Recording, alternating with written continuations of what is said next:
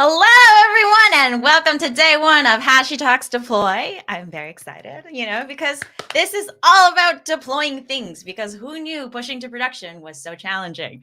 What? I know, right? It is. I'm Rosemary, one of the developer advocates here at HashiCorp, and here with me, Chris, please introduce yourself. Hello, everybody. My name is Chris Williams. I'm also one of the developer advocates here at HashiCorp. Yes. So today and tomorrow, we're talking all about deploy. And I guess we should probably define deploy. And I mentioned it's pushing to production, but it turns out there are a lot of steps to pushing to production that we don't really think about and we don't really know. So you're going to hear a lot about running things in production, pushing things to production, CI/CDs, continuous integration, continuous delivery pipelines. You'll hear a little bit about Terraform, Nomad, and probably more. So we're going to talk a lot about workflows today. A lot of other folks that you're going to be hearing from are specialists, I would say, at knowing how to automate and getting it to production, which is very, very important. Chris, anything you want to add before we get started? So this is actually one of my favorite HashiTalks because deploy is where I live. I love infrastructure as code. This is like my sweet spot from back in the days of doing it manually to then watching it turn into code. This journey is what speaks to me as a professional. So I'm super jazzed about what's going on. We've got a couple of talks. We're going to be talking about some of the new features in 1.6. There's a lot of really good stuff both today and tomorrow. You will only see us for today, but but it's going to be fantastic both days. We do have a couple of requests though. Please make sure to, if you've got questions or comments, we would love for you to post them in the chat. Please be aware of the code of conduct, be inclusive, be friendly, be patient, be considerate, be respectful, and of course, always be professional. We love to see your questions. We love to work with the people that are presenting and get those answers out to you as well. This is a very fun and very informative couple of days, so very happy to have you all here. Yeah, definitely drop your questions in chat, and we love to see your comments and greetings. So we see them coming in right now. And we'll probably have some of the speakers in chat. So if you do have a question, they'll be able to monitor and respond. Well, what are we delaying for? We might as well just get started. And today, we're going to start out with keeping your complex Nomad job sane and simple with the Nomad admission control proxy. Max is going to tell us a little bit about deploying Nomad jobs on a larger scale. Let's get started. And he's in chat too. Hey, Max, how are you doing in there? So he'll be able to answer all your questions. Yeah. See how I did that? Just segued. Yeah, segued right in there.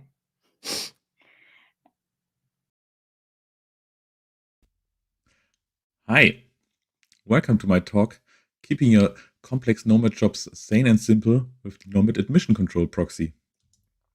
I'm Max Fröhlich. I work as a platform engineer at Serviceware. And why this talk? Why this proxy? Therefore, I wanted to talk a little bit about the evolution of our Nomad job files we observed in the last 4 years. So we started out creating our first Nomad jobs. It looked super simple. We had our one task in there where we said like, okay, here's the container that we want to run that image, version 1.0. Great. So then we started to release a new version, right? So it's time to update that version. And we thought like, hey, no, okay, let's not touch the file every time we want to create a new version, but let's use some kind of template mechanism. In our case, we used Terraform, and therefore the Nomad provider, and we could leverage the Terraform's template file to generate Nomad jobs from our templated files. But let's more focus here on the Nomad job file for now. As the next part, we said like, okay, that works super good, but we want to deploy it in a different scenario. So we need to make the job name configurable. And then we said like, okay, we're deploying this now in several ways. We also want to specify the data center. So now we said like, okay, let's add another variable for the data centers, and to align this somewhere with the HCL, we said like, okay, there's an array and you need to do JSON encoding to make it look properly in your HCL file again. And then at some point we said, okay, we have so many running jobs out there. Let's enforce some conventions here, and one of those was like you should add a owner email address of your team or so in case that job goes wild and somebody has to find out who to contact in an emergency situation, there's still like some metadata on that job that may helps to put together the pieces. Then also obviously secrets are essential for every application. Vault is perfectly integrated into Nomad. So we wanted to use Nomad and Vault and the policies. So we made the policies also configurable, but sometimes policies are, there are no policies. So we had to make this whole Vault block conditional because it requires at least one policy. Then we wanted to obviously render some, use the template engine, the template block of Nomad to get in some more configuration in there. And in this case, we said like, okay, we have some database that is where the secrets are managed with Vault, for example. So you need to read the secrets from the data from Vault for that database. But obviously, depending on the job name you have, it's maybe a different database. So therefore, we have in our Nomad template block another template variable from another, template mechanism, so to say. And lastly, just for good measures, we throw in some log shipper sidecar to also retrieve the logs of our application. In this case, we did not write down the full. Log shipper task down here, but we decided let's put that one in a shared Terraform module, which just provides us with that snippet we can then include in all the tasks. So by that time, I think it's good to recall why we bought into HCL. It promised us a structured configuration language that is somehow with a human-friendly component.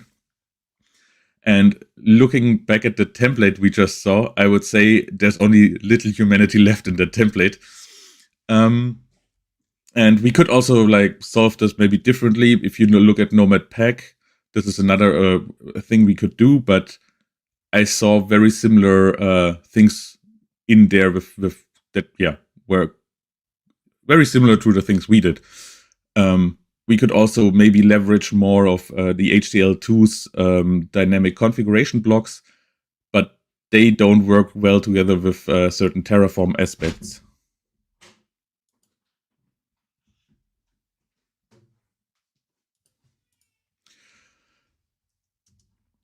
So what I kind of see is that in the future, I'm not sure if that approach will scale for us. So on the one hand on the one side, it's hard to learn for developers for templated jobs. There's no real good IDE support, especially if you start stitching together these job files from different template fragments. It's really hard to track down parsing errors. Like you get like error parsing job at line something, and you have to figure out from which part of your template engine that thing came from. And especially the mental overload. As soon as you have more and more infrastructure you want to connect to, be it like a database, a messaging system, or just setting up some logging, that grows really out of control, I would say. Also, on the other hand, it's hard to control for the operations team to figure out what goes inside your cluster. So we talked about conventions. How can we enforce that? It's still up to the developers to make sure that it is in like you want to have it to. You want to have it in. And also other security concerns, like how do we like narrowing down the policy usage, which team uses which policies, for example, for which job. So at this point, a colleague of mine said, hey, we need an admission controller.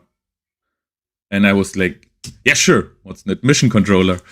And if you look up what's an admission controller on the internet, you will land on in the Kubernetes world where that originated from. And they say like, it's some kind of controller that intercepts the request to the API prior to the persistence, and then the things getting validated and mutated before they go in and are really executed.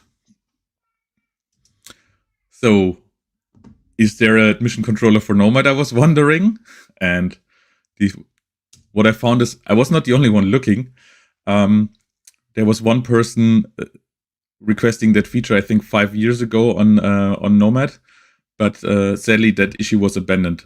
But that person made some good points and had the idea, like, if it's not built in somewhere, you could still build it as a HTTP proxy in front of the Nomad server.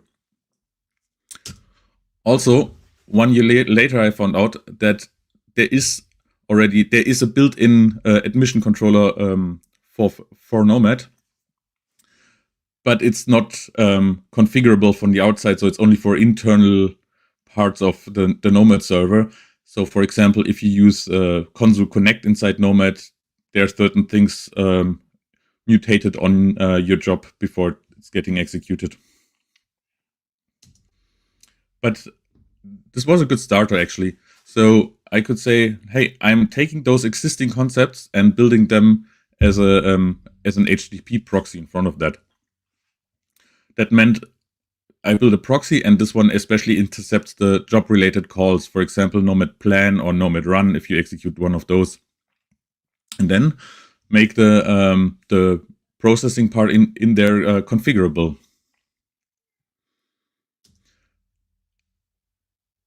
So, but where to start? So at this point, it's good to recall that Nomad HCL jobs are, before they're sent to the server to be executed, that they're first parsed into JSON and then sent to the server.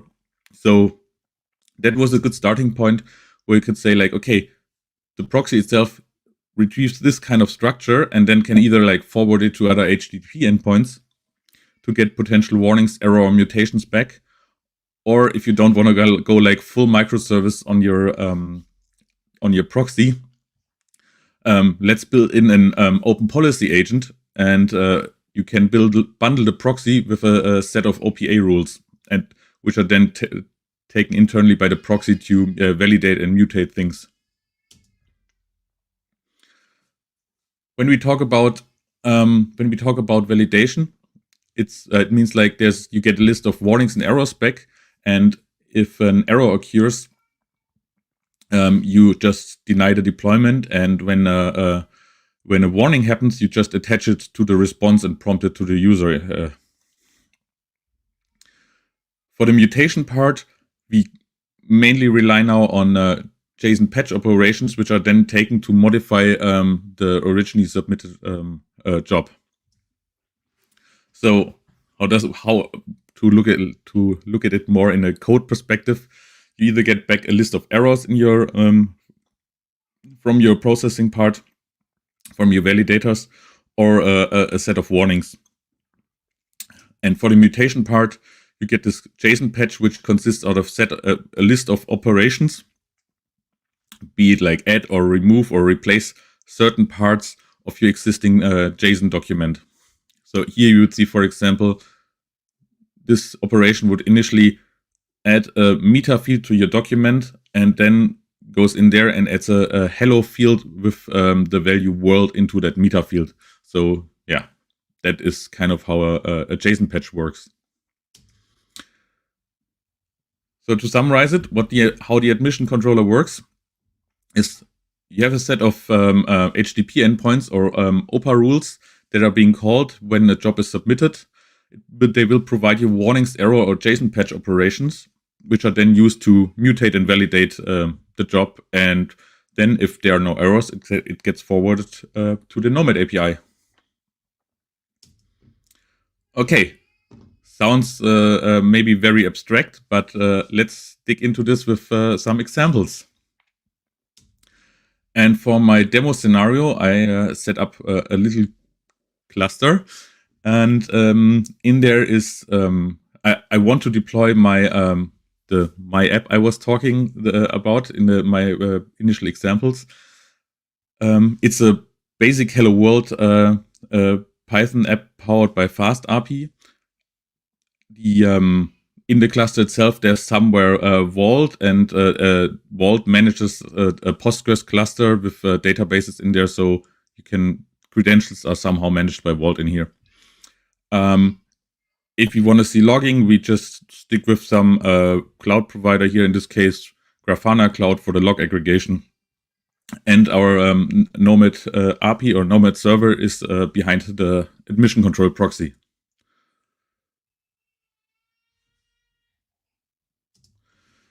So let's go with the first example. We want to enforce certain metadata. See, we as a developer, we just want to deploy and say like, yeah, let's start it. But I have to read all the guidelines and do's and don'ts. And yeah, let's stick with that owner thing here. Somebody wrote in the documentation that it's a must that you add this meta field with the owner email address.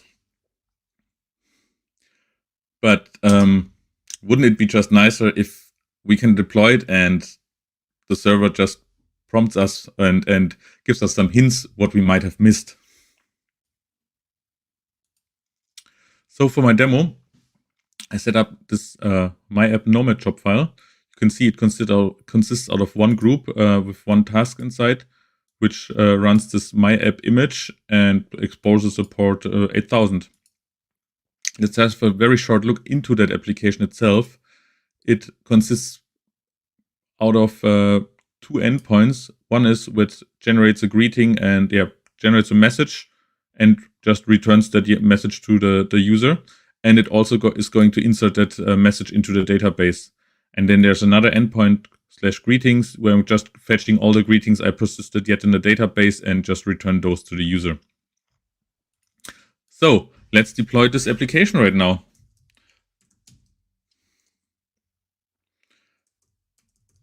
I'm going to execute nomad run and saying myapp.nomad. And I'm getting an error. Okay, whoopsie, I forgot to set something. I forgot to set this owner email address. I read this in the docs, but yeah, I just forgot it. I'm new. So, but I can do this easily. So owner equals max@example.org. I think that was the email address. That's my current email address at our company. So yeah, let's execute that one more time. No errors, great, but I think I saw something flashing on the top there with some yellow warnings. Yeah. So what is that about? Yeah, right. We just recently changing our emails and our domain from example.org to example.com. So we're kind of deprecating all the .org email addresses. So let me just update that part here and see if I can run this now. Okay, that looks better. No warning, no error. Great first deployment. That worked really well.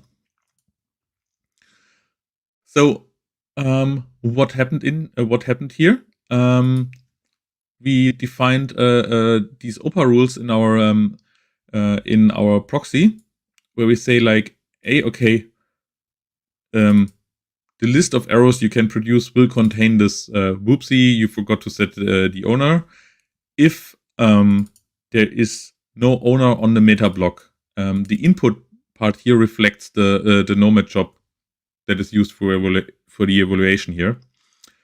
And you can see we can do the same thing with warnings. We can say like, hey, can you please update it from example.com to, can you please update it to example.com? And in this case, there is apparently input meta set, but the email address itself still ends with example.org. So then we add this warning. Okay, let's see how we proceed now. One point I forgot. Learning these OPA language, this rule language can be a bit tricky, but the good thing is it comes with a testing framework built in, so you can define in a test-driven manner all the rules you want to have. So you can say like, okay, test this. If my Nomad job looks like this, then I expect this warning, for example, or like this. And then you have like a set of tests you can execute and make sure everything works as expected. So that helped me at least a lot learning this language actually. So let's head over to the Nomad UI and inspect our freshly deployed job. So here in the Nomad UI, you can see we have our My App job deployed, and yeah, looks good. And let's just open the application and have a look. And it says hello world. Great. So, and if I recall this correctly, I can just say name equals Max, and it greets me. And there was this other endpoint I talked about. That was the greetings endpoint, where I should see all the greetings this message has created yet. So, oh, null. Shouldn't it at least give me like 2 messages now? Okay, what was going on here? Let's have a look. Let's check the logs. Yeah, create a connection to the server, database parts. Yeah.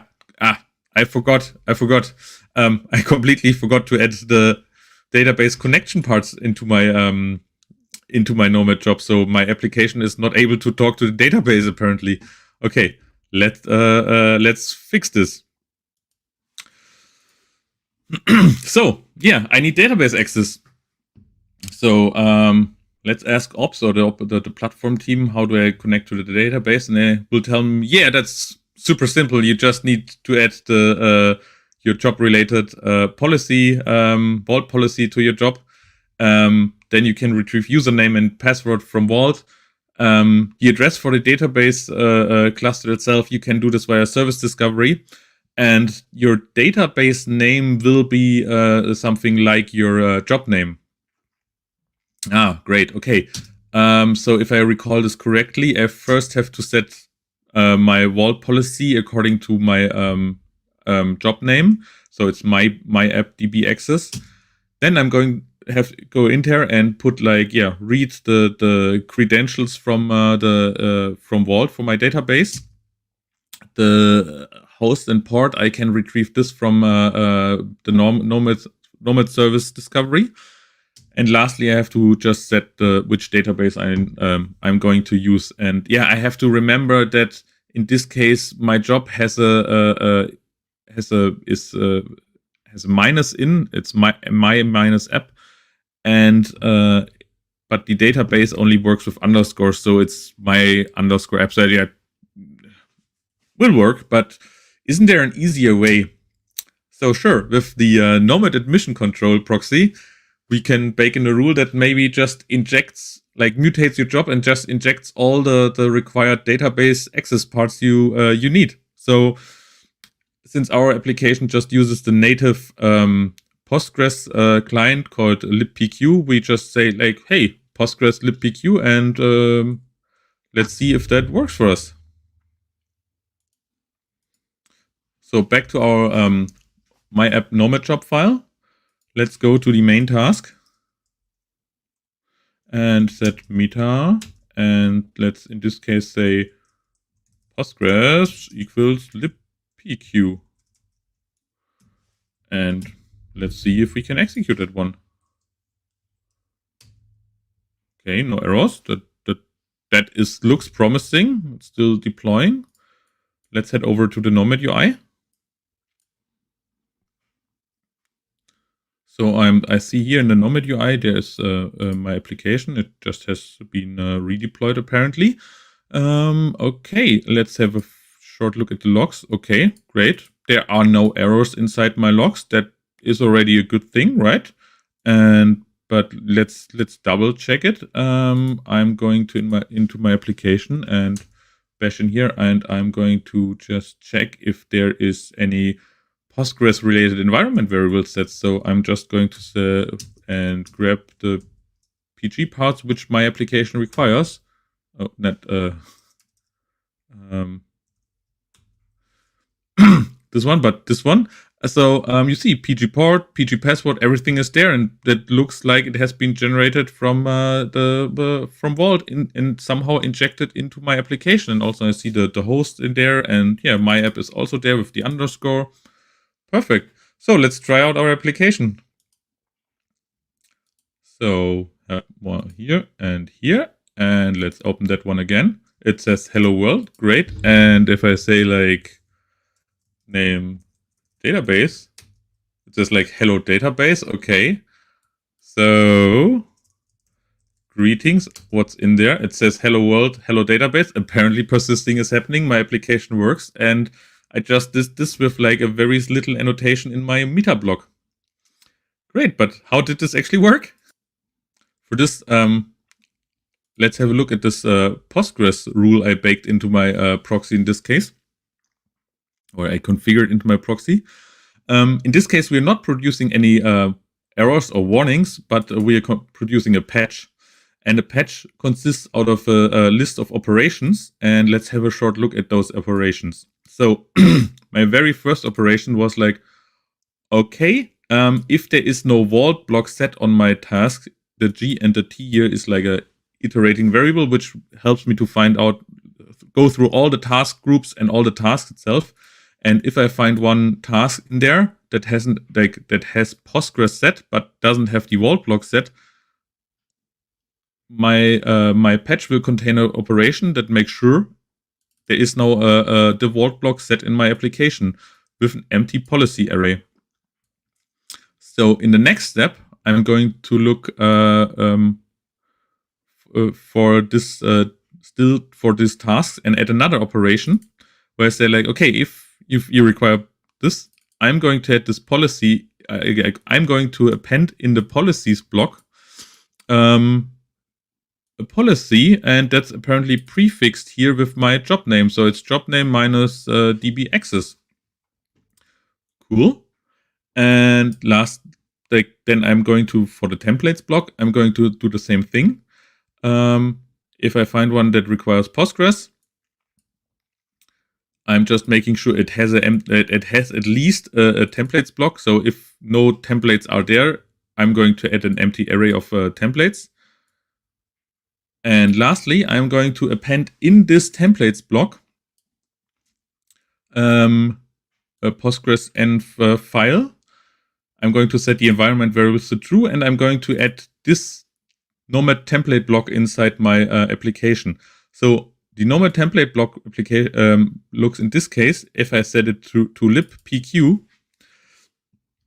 it will contain the PG database where I'm going to set the DB name here. I'm going to do the vault secret lookup parts in here, and I'm also doing the Nomad service discovery for my PG port. That's cool. So the cool thing is also, if I'm not saying like, if my application maybe does not use the native PQ client, but let's say I'm using a Spring Boot application, I just can say like, okay, which of those application has not it marked at Postgres equals libpq, but Postgres equals Spring Boot. And then I just can generate a different template. In this case, I'm starting to say Spring Data Size URL and put in the JDBC URL, and I'm going to set like the Spring Boot related values for username and password. And we should be good. So we just saw we were able to inject the complete database configuration part, but just by adding Postgres libpq, or in case we would have a Spring Boot application, for example, we just say Postgres equals Spring Boot. Great.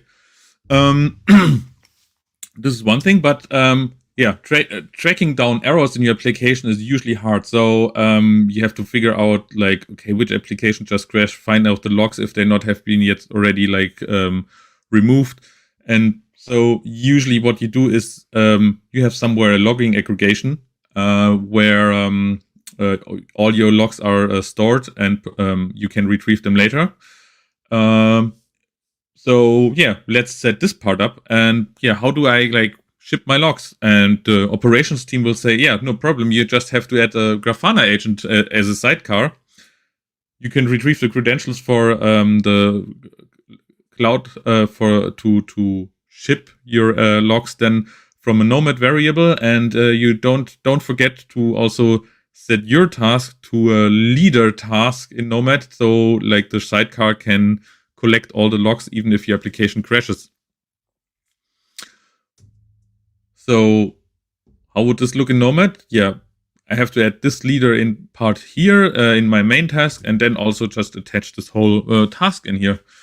So yeah, that's doable, but still with the admission control proxy, why not just like make it way simpler and say, hey, I'm going to ask like logging and maybe equals the logging format my application does, and let this inject my sidecar. And yeah, let's have a look at this. So now in my application, the only thing I am going to do here is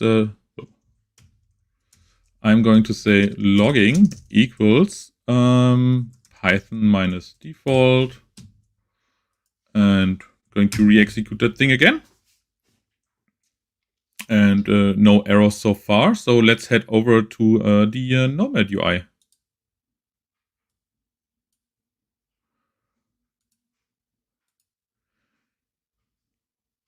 We see here it just has been redeployed, but I suddenly see in my task group there are actually like 2 tasks running, the main task and the Grafana agent.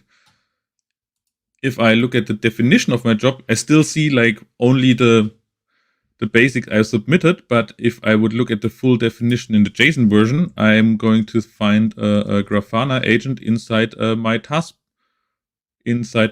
block, and you can also see the other task is here marked as a leader. Great. That worked. Does it log? Let's go here and go just open our application one last time and say, open it up.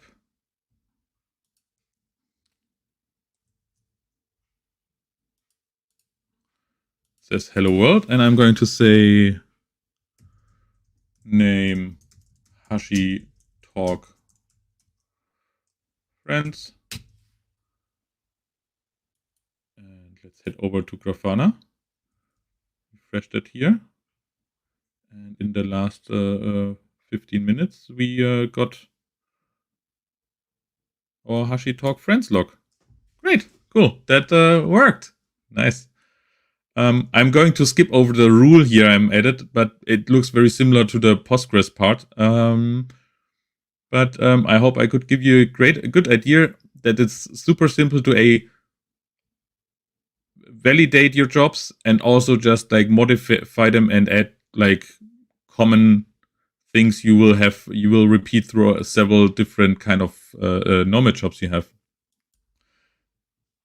There are way more ideas you could add in, like you could realize with such a validation mutation approach with the admission controller. One idea I'm currently working on, for example, is adding the Notary version 2 validation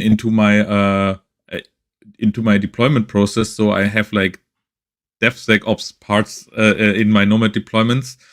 Another thing, I think a very common scenario is, for example, if you have like CSI mounts, but you need to make sure your the user ID and group of that mount you just added have the correct ownership, then you have like, you can just inject now a pre-start container that will do this for you.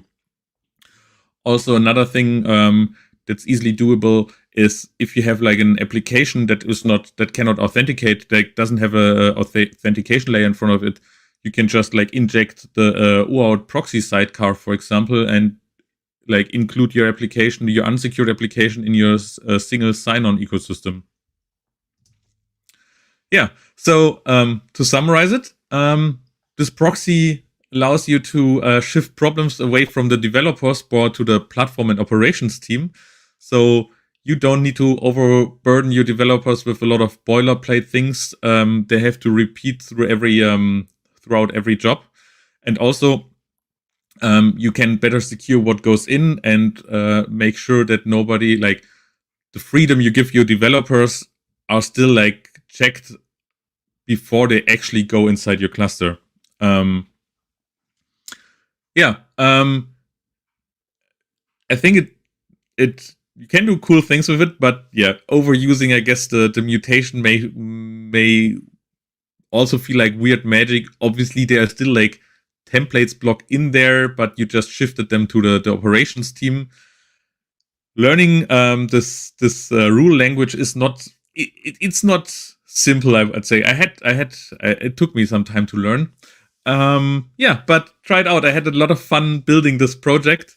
Looking forward to get some feedback, and maybe, hopefully, at one day, the built-in admission controller of Nomad will also just be extensible. So, yeah, that would be then this proxy of mine even would not be necessary.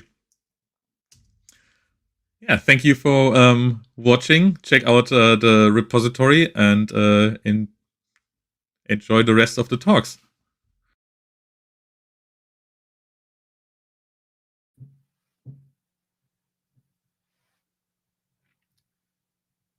Well, that was pretty neat. I like I've been learning a lot about OPA and mutating all of these, like, these mutations, right, to for compliance, right? Mutations of various it is magic, like various components with OPA. It's magical. I don't really have an easy time of it, to be honest, trying to learn it, but also it seems very strange to me when I see that appear.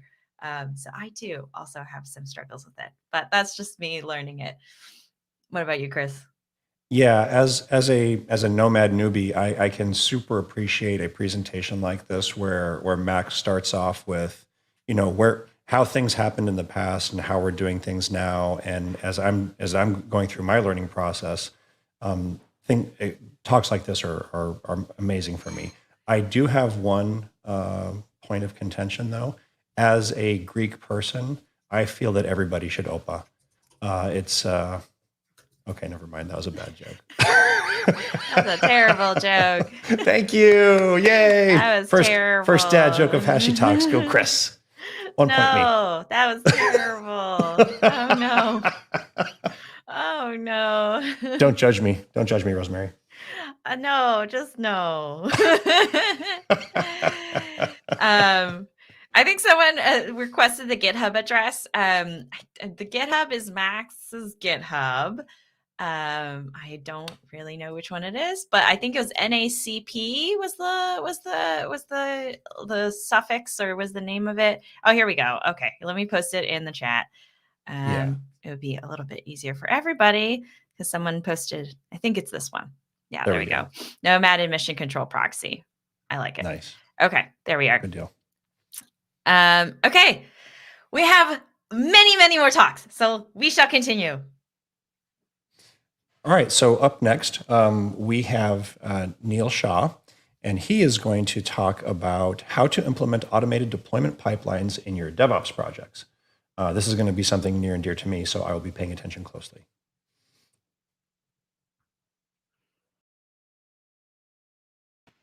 Hello and welcome to HashiTalk Deploy. Today we will see how to implement automated deployment pipeline for your DevOps project.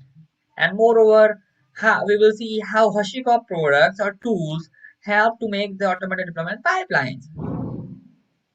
So hi, I'm Neil Shah, a DevOps community guy. So let's see the importance of automated deployment pipelines. But before that, let's see the challenges faced by the manual deployments. So there are human errors. Human errors are there because of the human intervention. So there are possibility of some errors, some misprone. Other is inconsistency. So in the pipeline, all the things are not very in the proper flow. And third is slow release cycles. So it takes a month and or more than that time for the new release, for the new update, for the new version. But now it has changed through automated deployment pipelines. The benefits are speed, because nowadays newer version, newer release cycles are like for a particular day. We can release in one week on one single day also. It is consistent. Next is reliability.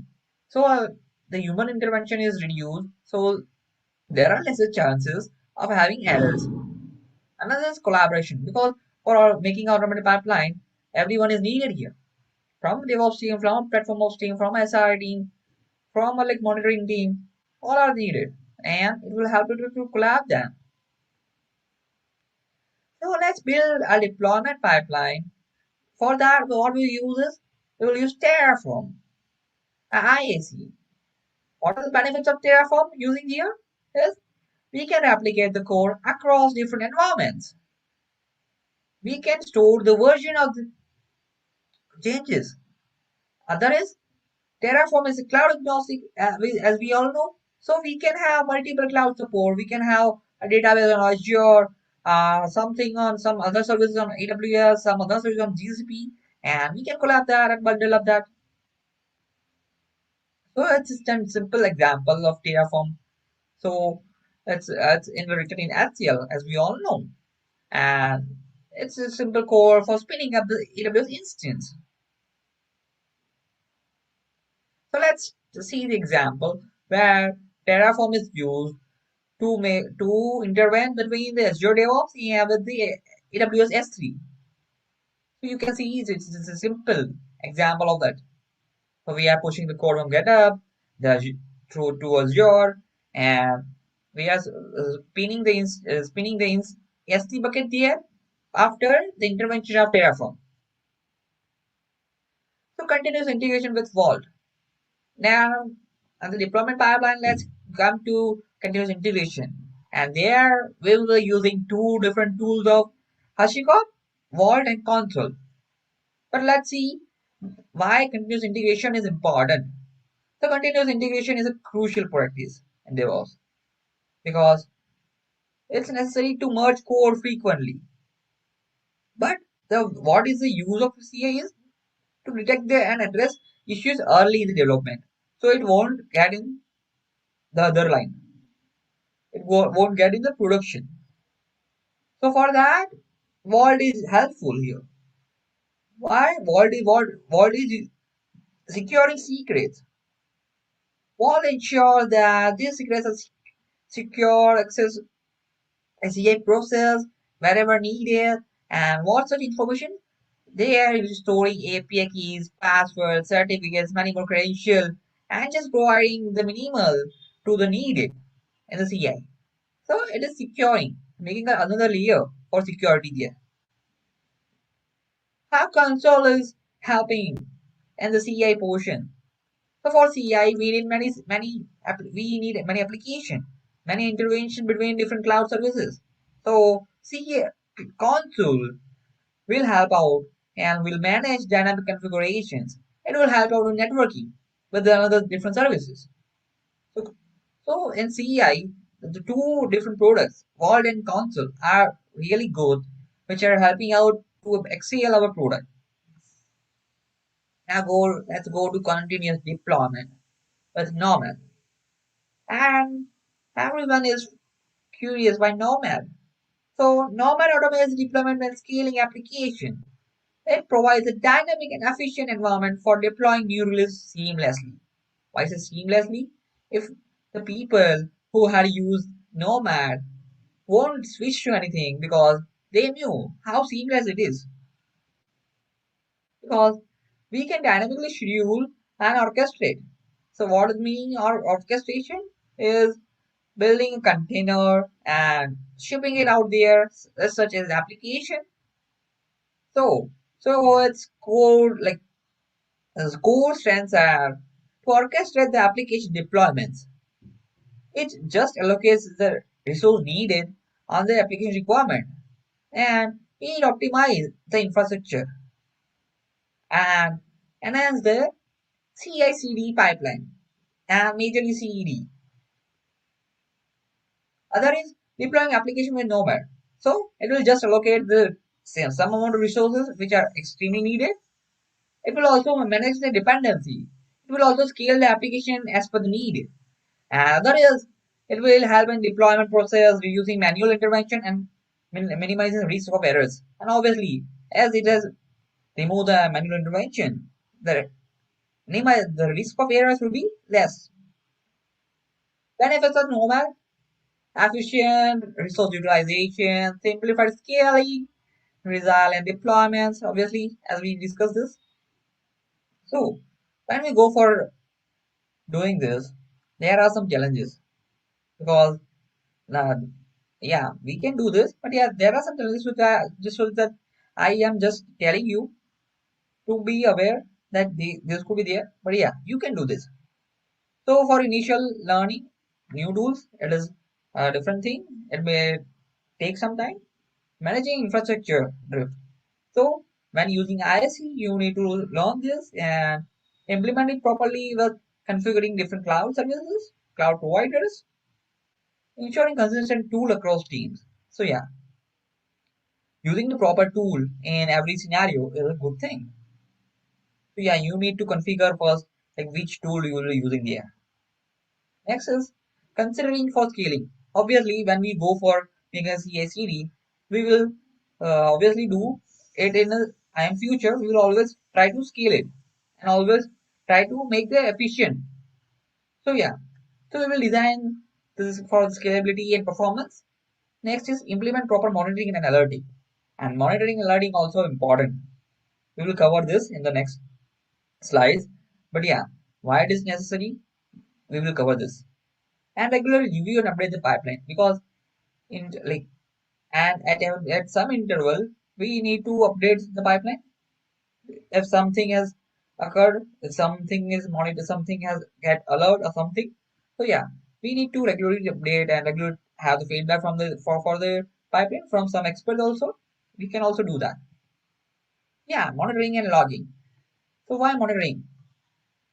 They provide insights of health, performance, behavior, both application also and the infrastructure on which we have hosted them or which where we have put there, deployed there. So yeah, major tools and open source tools for monitoring Prometheus, Grafana. Also, there are many tools. ELK stack. There are many tools. But majorly people use this for monitoring. So yeah, let's take example scenario where we are monitoring an e-commerce application. So what will be manually? We are monitoring with Prometheus or Grafana. Let's say anything. Let's say anyone. So what will the monitor is from the infrastructure point of view? We will monitor CPU usage, memory consumption, disk I/O, network traffic, and in the application matrix, what we will use? We will see response time, error rates, throughput, and anything. So how it are also helping HashiCorp tools.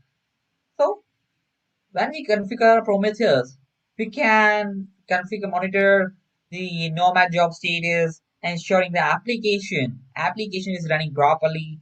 From Grafana also similarly, we can visualize well vault matrix, providing insight to secret management. Yeah, so yeah, we can obviously collect data, connect with these tools, and monitor the things.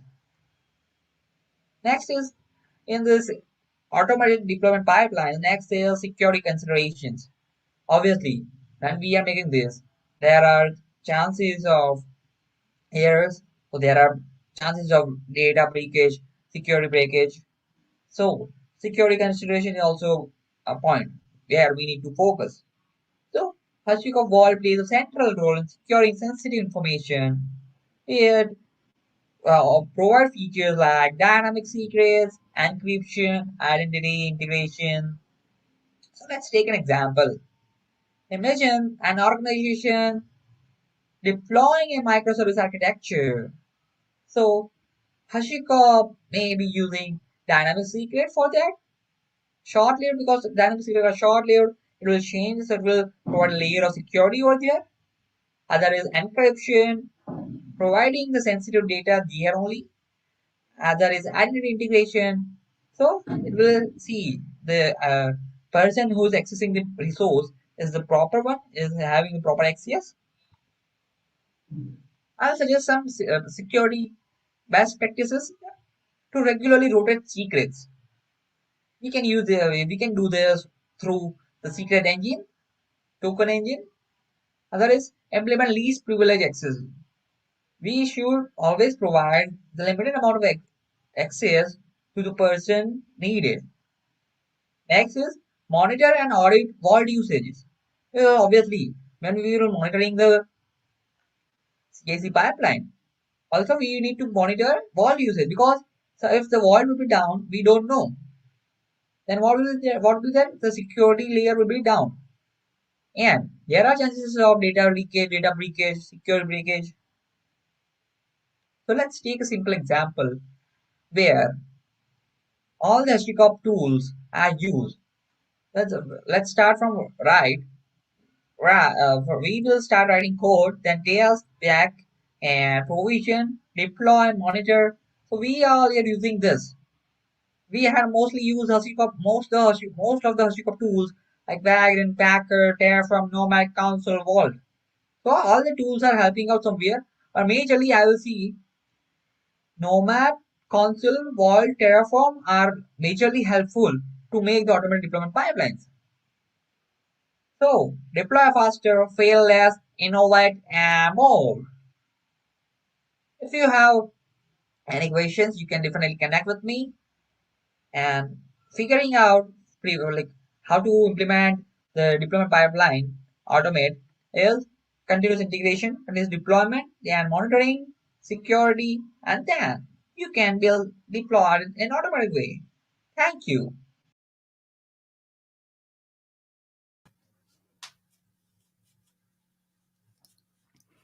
Nice. I like the overview, especially of Vault. I don't think we have a great summary of how Vault applies Yeah. to deployment pipelines. I don't think we have that anywhere. We should probably consider that. Now that I think about that, but security. I think it's software supply chain, and I think the security of CI/CD pipelines in general and deployment pipelines is a very popular topic now because there are so many points in that pipeline that could be compromised. And I think Yeah. I think we don't really speak too much on it, but check out some of the folks who are talking about supply chain security and some of the ways that you can secure your pipelines better. And it's not just for deploying applications, but also for infrastructure as well. Some of the things that Neil talked about overlap between the two. Yeah, that talk specifically mapped really well with some points of the well-architected framework, the cloud operating model. There was a lot of good tie-ins in there, and some salient best practices to get from that. So Yeah. that was a really good one. I liked it. Yeah. What is the one thing you wish you knew about deployment pipelines, Chris? That you wish someone would have told you before you started implementing them. Oh, you can't put me on the spot like that. I don't know. Put you on the spot. You're great at it. There's so many. There are so many things I wish I knew. What's the old saying? The more I learn, the more I realize I know nothing. Yeah, right. I know. I wish someone had told me that they could be templated, right? Because I was so used to making these, like, Yes. when I was starting to make deployment pipelines, I would make these bespoke pipelines. And Yep. now there's a lot of templating engines and ways that you can add stages that are deferred to other tools and things like that to make it way easier. To make Yeah. it more standardized. Because if I had known that I could just copy and template out a bunch of pipelines, I feel like I would have been more incentivized to put very specific stages, like scanning for security or testing properly, or actually Honestly, I mean, every new company that I've been dropped into, it's been like bespoke, non-templatized pipelines everywhere. So I honestly wish that everyone had that in their heads, like literally like 5-10 years ago. I know. Yeah, no, I mean, templatization. I mean, with the tools, with the myriad of options and choices that we have, we almost become paralyzed with choice. Like, what can I do with this? Well, what would you like to do with this? Yeah. And then you're like, okay, I'll just make things up as I go. And here we are, 2023. 2023. And we're still making bespoke pipelines, and because we don't want to refactor them. Oh my gosh! Here we are. This is definitely coffee. I know. It's like I'm not drinking my woes away. Yeah. All right. Yeah. Speaking of more pipelines and DevSecOps, we're going to be talking about Kubernetes and DevSecOps. Nice segue. Nice segue. at securing deployments at scale, because there are many ways to deploy, and we're going to pivot a bit, going from Nomad to Kubernetes. Melissa is going to talk to us a little bit about how we do DevSecOps practices in a Kubernetes environment. This is going to be really interesting because I think securing Kubernetes clusters and applications is very challenging, and it is a very big topic now. So take it away, Melissa. Awesome. I'm Melissa. I'm a DevOps engineer currently working at Elliptic, a company that specializes in providing cryptocurrency compliance solutions. And today I'm going to be talking to you about Kubernetes and DevSecOps, specifically how we can go about securing deployments at scale. So a little bit of an intro for those of you who are not familiar with Kubernetes. It's basically an open source container orchestration framework that helps you manage applications that are currently running on, anywhere in between hundreds to thousands of containers. You can have Kubernetes running on different environments like physical machines or virtual machines, hybrid deployments, or even cloud-based deployments. The usage of Kubernetes has become quite popular, especially in recent years within the industry. It's quite a complex tool to set up, manage, and maintain. So throughout this presentation, I'm hoping to ease you into some of that complexity and conclude with giving you a roadmap on where to start when it comes to Kubernetes and security. So with that in mind, moving on to the next slide. So in this presentation, I would initially like to go through some context touching on Kubernetes and DevSecOps, the shared responsibility model, quickly covering out best practices for Kubernetes security, how you can go about prioritizing security tasks, and before delving into infrastructure security, optimizing other core components of security, and talking about utilizing third-party tooling within your cluster. I'll then be giving an example of how to go about implementing third-party tooling for secrets management specifically, briefly talking about Bitnami Silt Secrets and Vault, and then delving into evaluating the progress of security and concluding with a roadmap of how we can go, how we can begin to start thinking about Kubernetes security. So DevSecOps in Kubernetes, what exactly does that mean? So Kubernetes has a lot of security controls present that aren't enabled or configured by default. On the one hand, this means that you're given the flexibility to configure what you want, but also as an administrator, you have to know what all these security controls are and configure what you need for your application to be set up in a secure manner. And that's not always easy to do. So in real life, when anyone sort of sets Kubernetes up for the first time, the priority for a lot of teams isn't necessarily security, but just getting products to work on a complex platform. So it's uncommon to do this at the very beginning. The more likely scenario is that at some point, dedicated teams or team members start asking questions about how they're deploying the cluster. Is this the most secure way to do so? And during this process, it's helpful to incorporate some of the core DevSecOps principles within your workflows, essentially so you can bring the pain forward.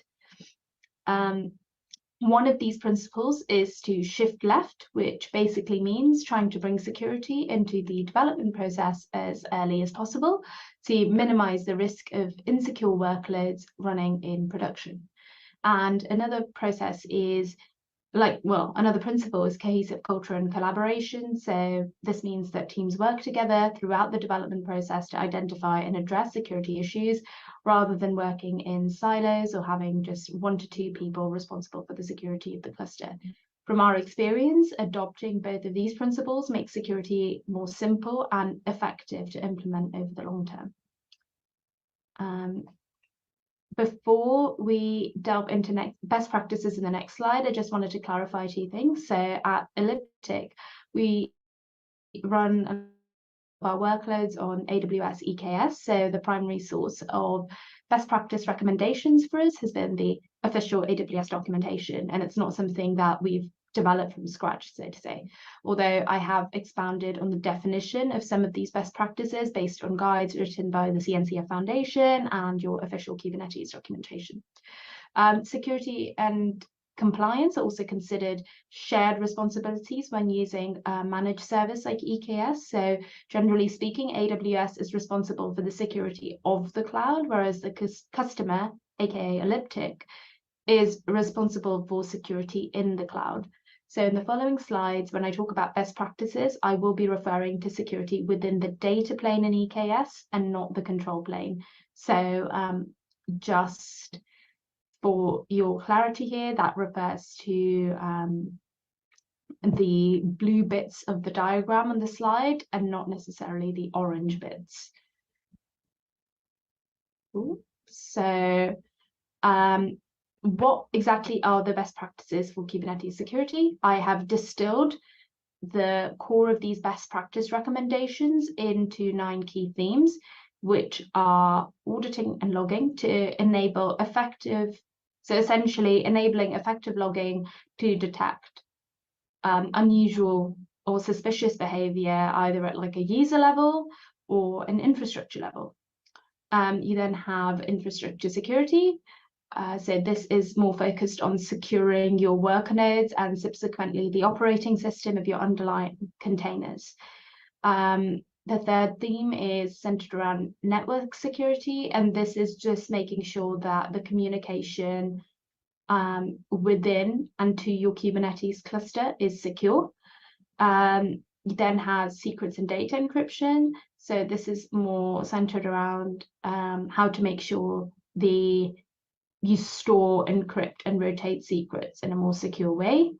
Further, you've got your IAM and identity and access management, so limiting the use of excessive permissions.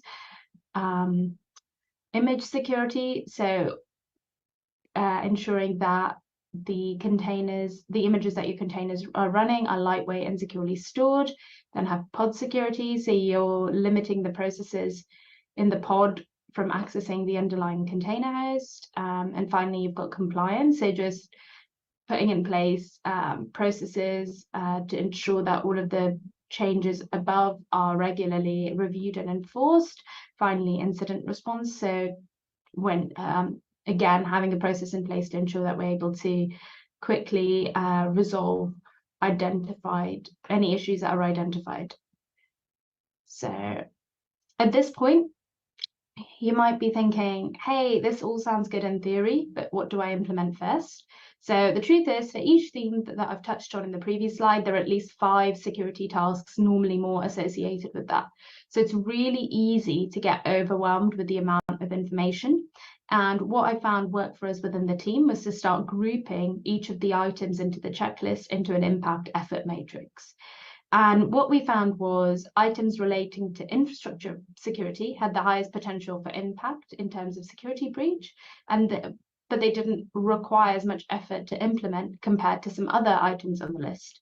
So further elements of infrastructure security also link to some other items on the list. So on the slide over there, you should see that ensuring all of your applications run as non-root users links to minimizing access to worker nodes. So in the next few slides, I will be delving into actionable security measures and considerations for our Kubernetes infrastructure and how we can go about securing infrastructure security. And we begin that by starting with hosts. So what exactly are hosts? So hosts on the control plane, they just refer to machines that manage the state of the Kubernetes cluster. So if you're running a managed Kubernetes service like AWS EKS, security for the control plane is managed by your cloud provider. If you're using an unmanaged service, all of the points covered in the, if you're using an unmanaged service, this doesn't necessarily, like all of the points covered here also apply to you.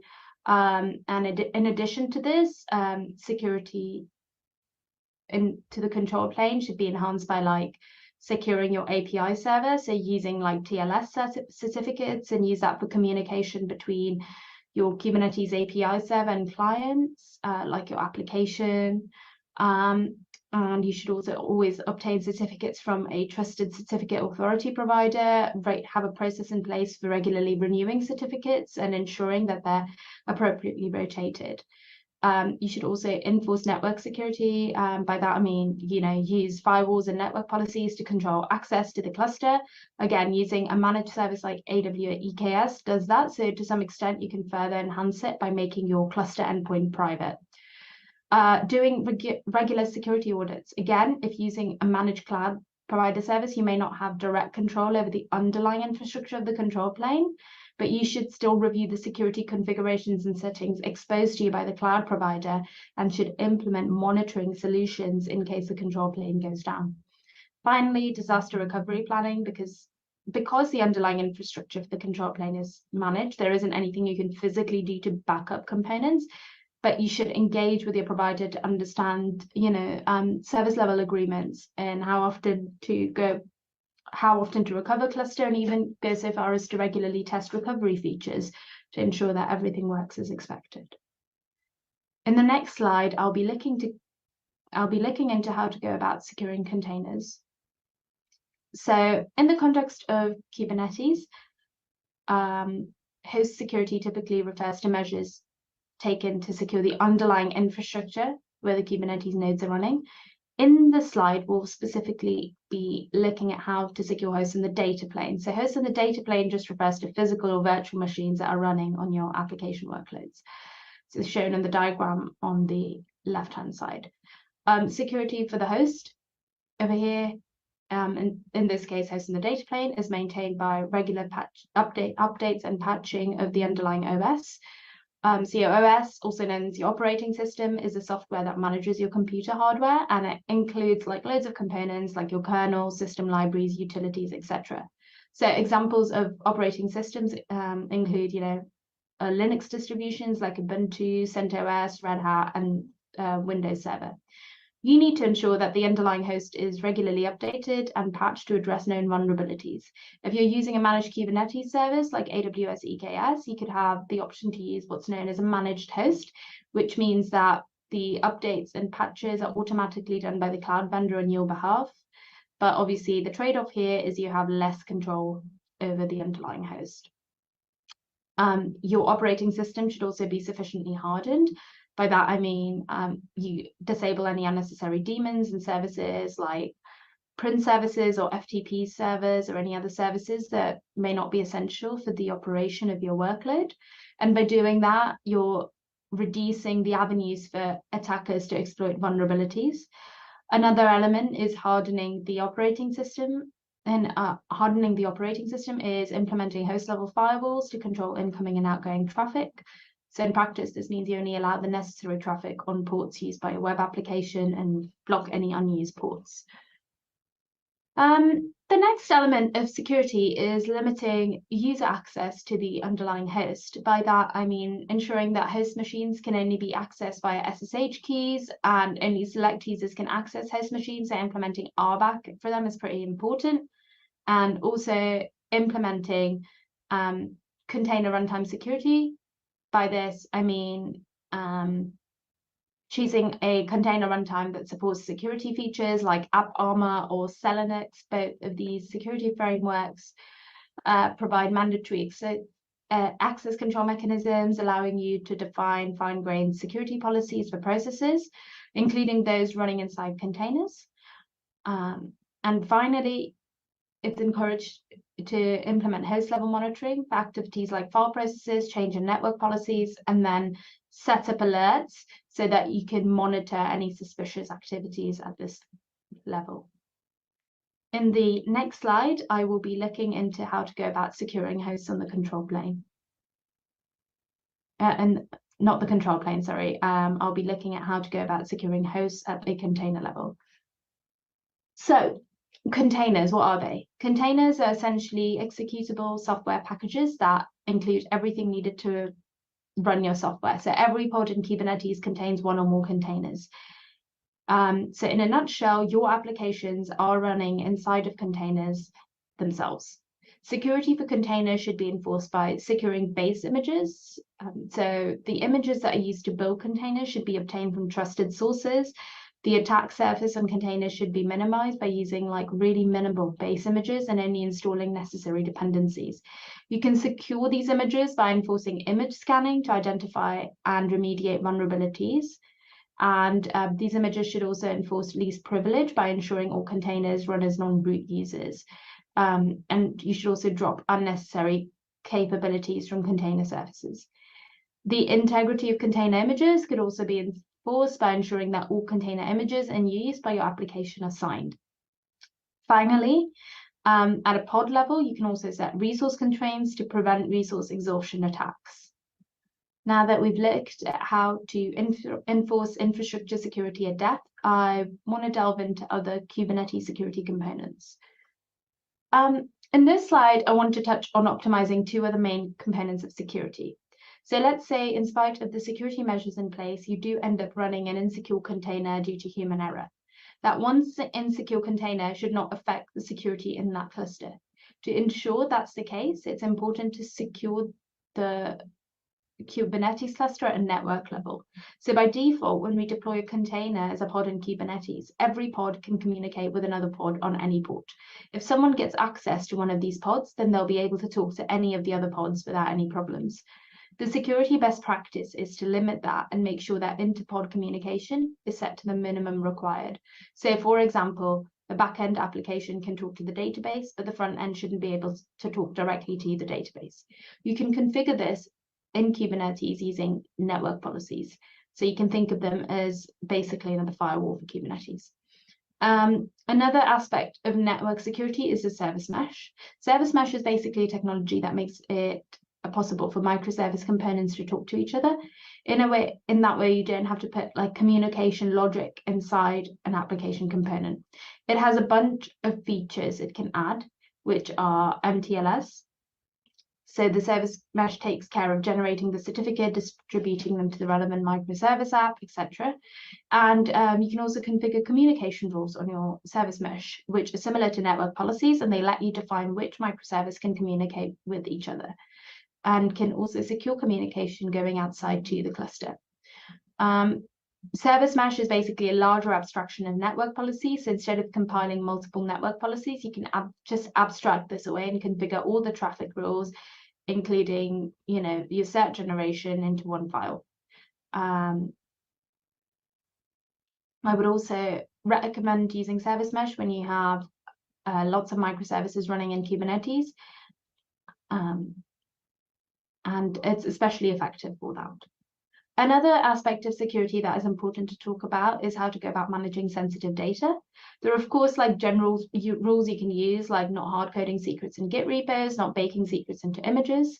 By default, in Kubernetes, secrets can be encoded using the Kubernetes secret object. But the issue with that is that the secrets is stored in etcd at a cluster level, and that can be read and add as plain text. And it's also important to bear in mind that encoding is not equivalent to encryption. So this means that if anyone has access to the control plane on Kubernetes cluster, they can view your etcd files in plain text.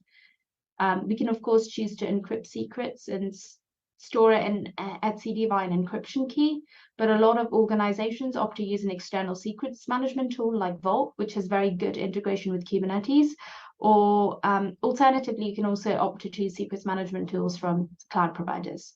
So now that we've spoken about optimizing other components of security, I want to touch on utilizing third-party tooling within Kubernetes. When using Kubernetes, you will undoubtedly have to incorporate third-party tooling, be it Vault for secrets management or tools like Snyk for container scanning. When adopting tooling, you want to ensure that it meets industry standards, reduces continuity risks, and leverages a wealth of knowledge and experience from broader Kubernetes community. And the CNCF provides you with exactly that. So the CNCF is an organization that frequently publishes information on cutting-edge tooling that you can use to further develop your Kubernetes cluster. They adopt 3 levels of maturity when evaluating tooling. So graduated, this refers to tooling that's been successfully adopted by the community and has met the needs of cloud native users. The tooling here is considered to be stable, reliable, and well-positioned for long-term success. Incubating, this refers to tooling that's under development but shows promise and potential to be successful. Tooling is still in the process of building a community and getting feedback from users. And the sandbox stage. This refers to tooling that's still in the early stages of development and not ready for incubation. The tooling might be experimental and there's still work to be done. At Elliptic, we encourage the adoption of any tooling in the CNCF graduated phase and ask users to trial any tooling in the CNCF incubating phase. If you do have tooling you want to incorporate outside of this list, the general best practice is to review alternatives in the space listed in the appropriate CNCF radar. An example of when we have used third-party tooling at Elliptic is for the management of our secrets. So historically, we've been using Bitnami Seal Secrets Controller for the encryption of secrets at Elliptic. As shown in the diagram on the slide, the Seal Secrets implementation consists of 2 components. A controller that runs in the cluster and implements a new Sealed Secrets Kubernetes API object via a third-party resource mechanism. The kubectl command line tool that encrypts the regular Kubernetes secret object. Once decrypted by the controller, the enclosed secret can be used exactly like a regular Kubernetes secret. If the sealed secret object is deleted, the controller will garbage collect the generated secret. The diagram on the slide again shows you the commands the diagram on the slide just shows you the setup of Bitnami sealed secrets, and the diagram on this slide shows you the commands you can run to seal the secret. However, the issue with this is that the secrets, even though they're encrypted, are stored in Git. So we have opted to move to a better approach. We've opted to move to using the HashiCorp sidecar injector, which is another CNCF approved tool. And the reason we've done this is because by using this tooling, secrets are centralized and we're not required to commit any secrets to Git. The diagram on the slide shows how this injector works. In a nutshell, when the injection feature is enabled, this launches Vault along with the Vault K8's injector service and registers itself with Kubernetes as a mutating admission webhook. It's tied to a specific namespace. The Kubernetes Vault K8's webhook is then used to intercept and change pod configuration. To reference a secret, we simply add an annotation to the metadata, and the slide here shows you an example of how this is done.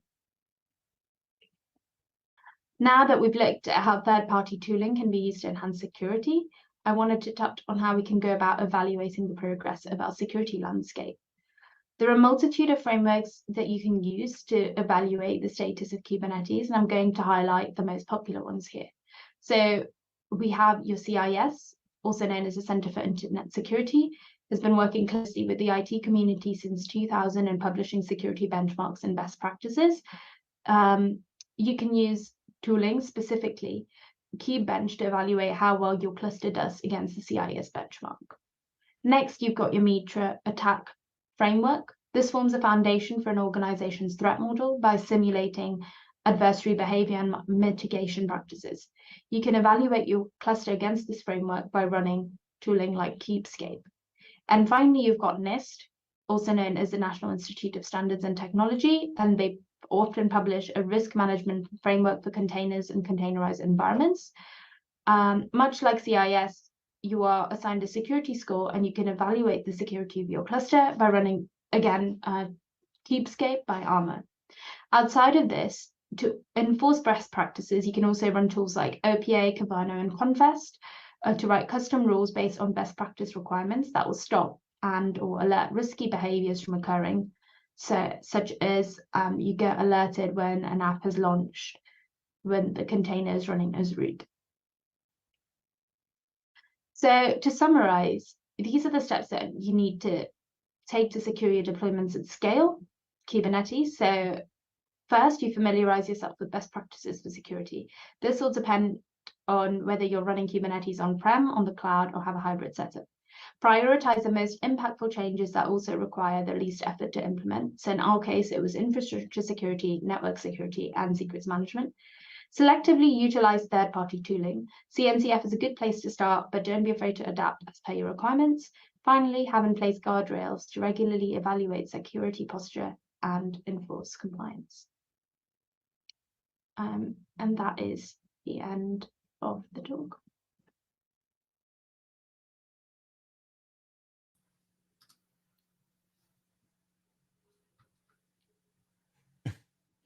Are you okay, Chris? That was a really excellent talk, actually. It's probably one of the more concise explanations I've heard about securing your Kubernetes clusters, the considerations. I like the walkthrough from control plane to data plane to ultimately secrets. And then wrapping it up with the roadmap at the end to succinctly summarize the entire thing. Yeah, it was absolutely awesome. Because you can get really far in the weeds with Kubernetes security. So I appreciated the broader overview. And I did appreciate the shout out to Vault Agent at the end. There are like multiple ways that you can get a secret from Vault into Kubernetes now. There's Vault Agent, Sidecar, there's CSI Secret Store, CSI Secret Store Driver, Secret Store CSI Driver, which I might be reversing it, and now the Vault Secrets Operator. So many different ways to do it. And I'm glad we have those options now, especially because getting the secret from Vault is often not a trivial task to begin with. So I also like some of the engagement from the audience. David Gargan talked about the importance of mapping EA to DevSecOps and how to create those guardrails and distinguish that. And a shout out from Terraform from him as well. So thanks, Dave. Yeah, AVP plugin as well. Yeah, so there's a thank you for the shout out. Thank you for the conversation in chat as well. It's really fun to read all of your comments and to learn about what you're all doing and how you're contributing, as well as some of the comments that you have and additional questions about each talk. Nice. And speaking of next talk, we are going to be rolling on with Marcus Bauer and avoiding pipeline leaks using Vault and Sentinel, or how I learned not to trust my CI/CD system. Wow.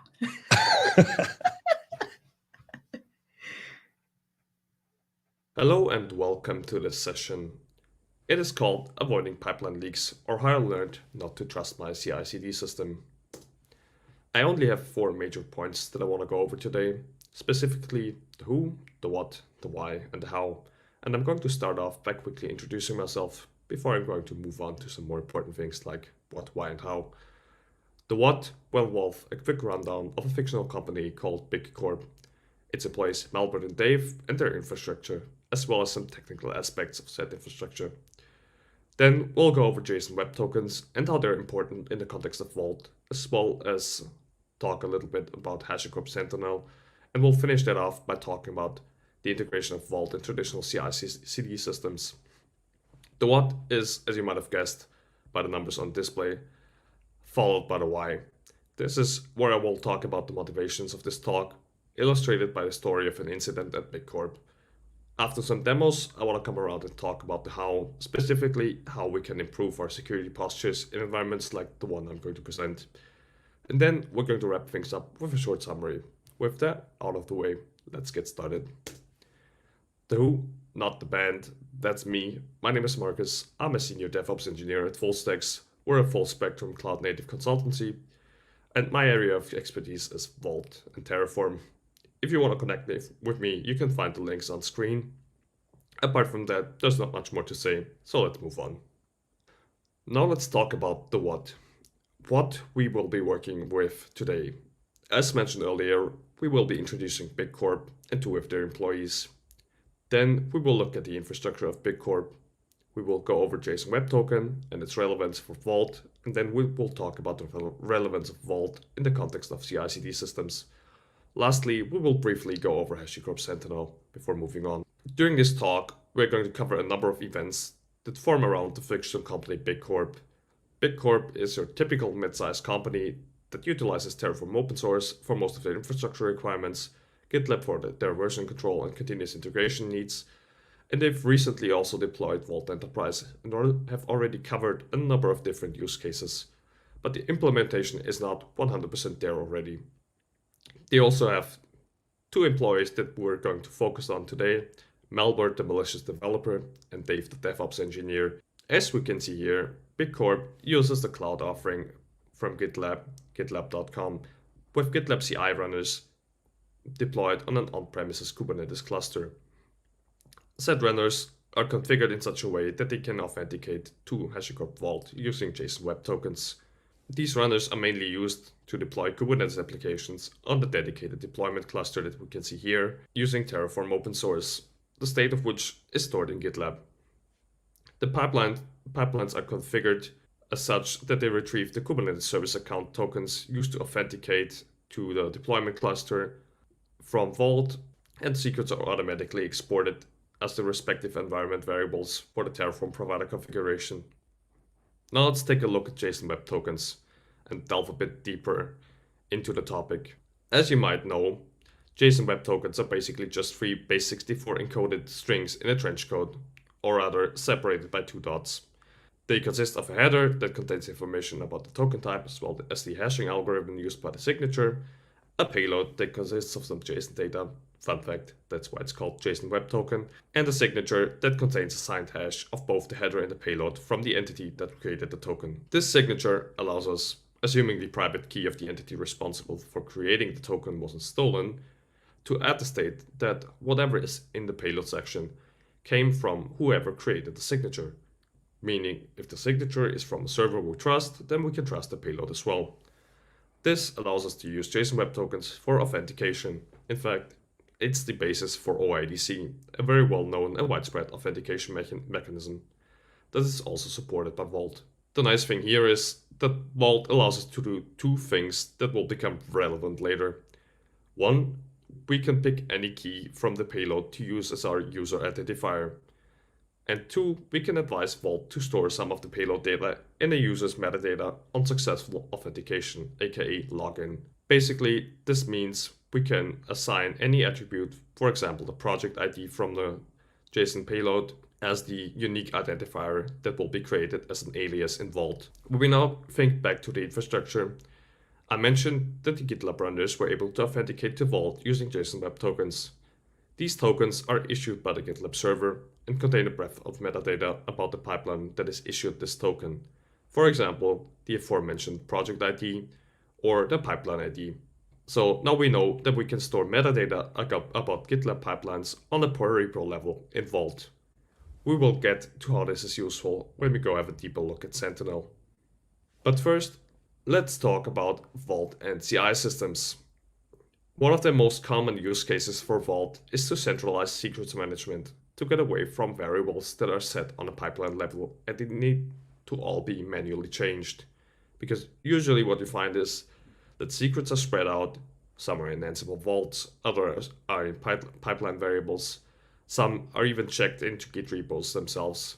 And people want to get away from that because the consequence of that is that access to secrets is hard to manage and even harder to audit. As I mentioned earlier, some CI/CD systems, however, allow the generation of signed JSON Web Tokens for pipeline, for example GitLab, which enables them to be authenticated by Vault. Some even have deeper integration.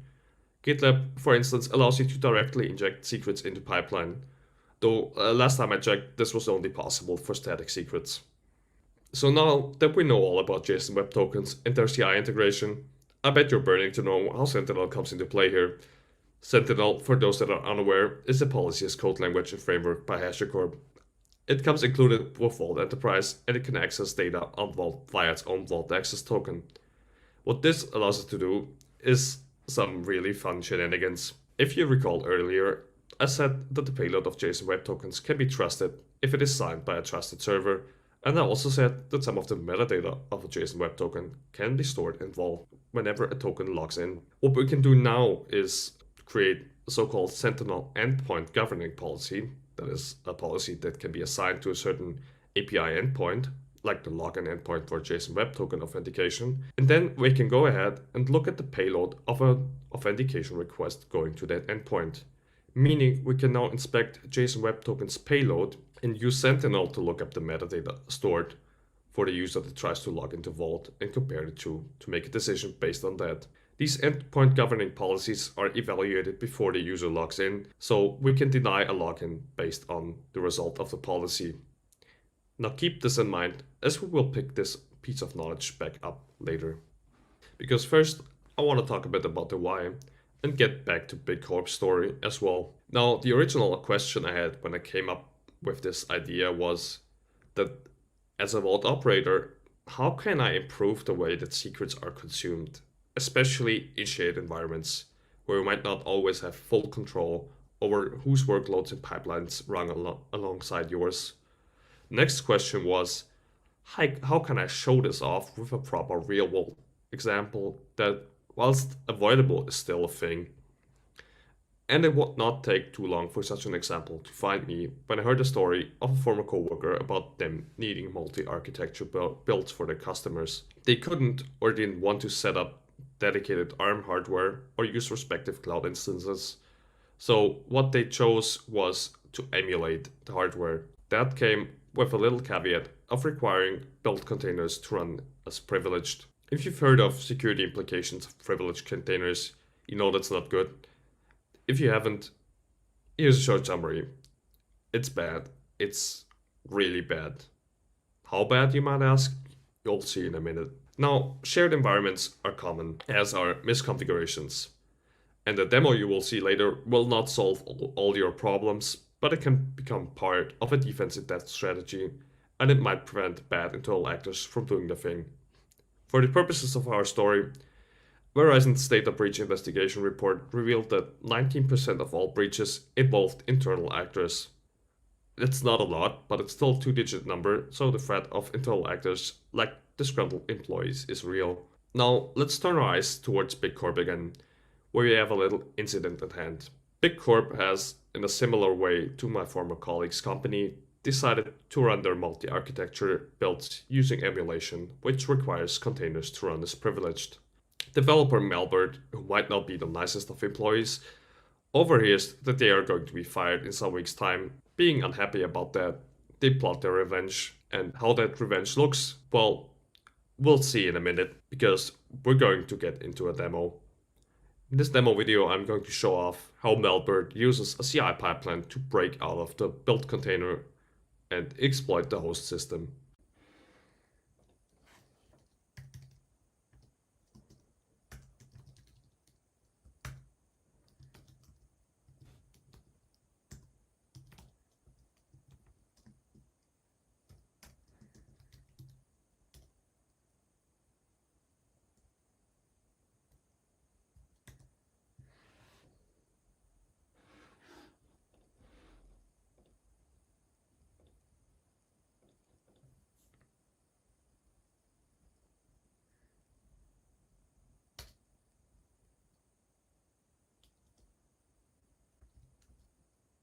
To summarize the video you just saw again, Malbert was able to gain not only access to the host of his CI job, he was also able to gain complete root level access to the CI cluster and all container workloads running on it.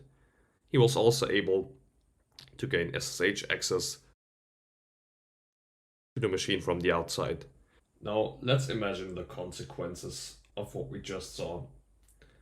So, as I've mentioned just before, Malware now has complete root level access to the CI host and to all the containers on it.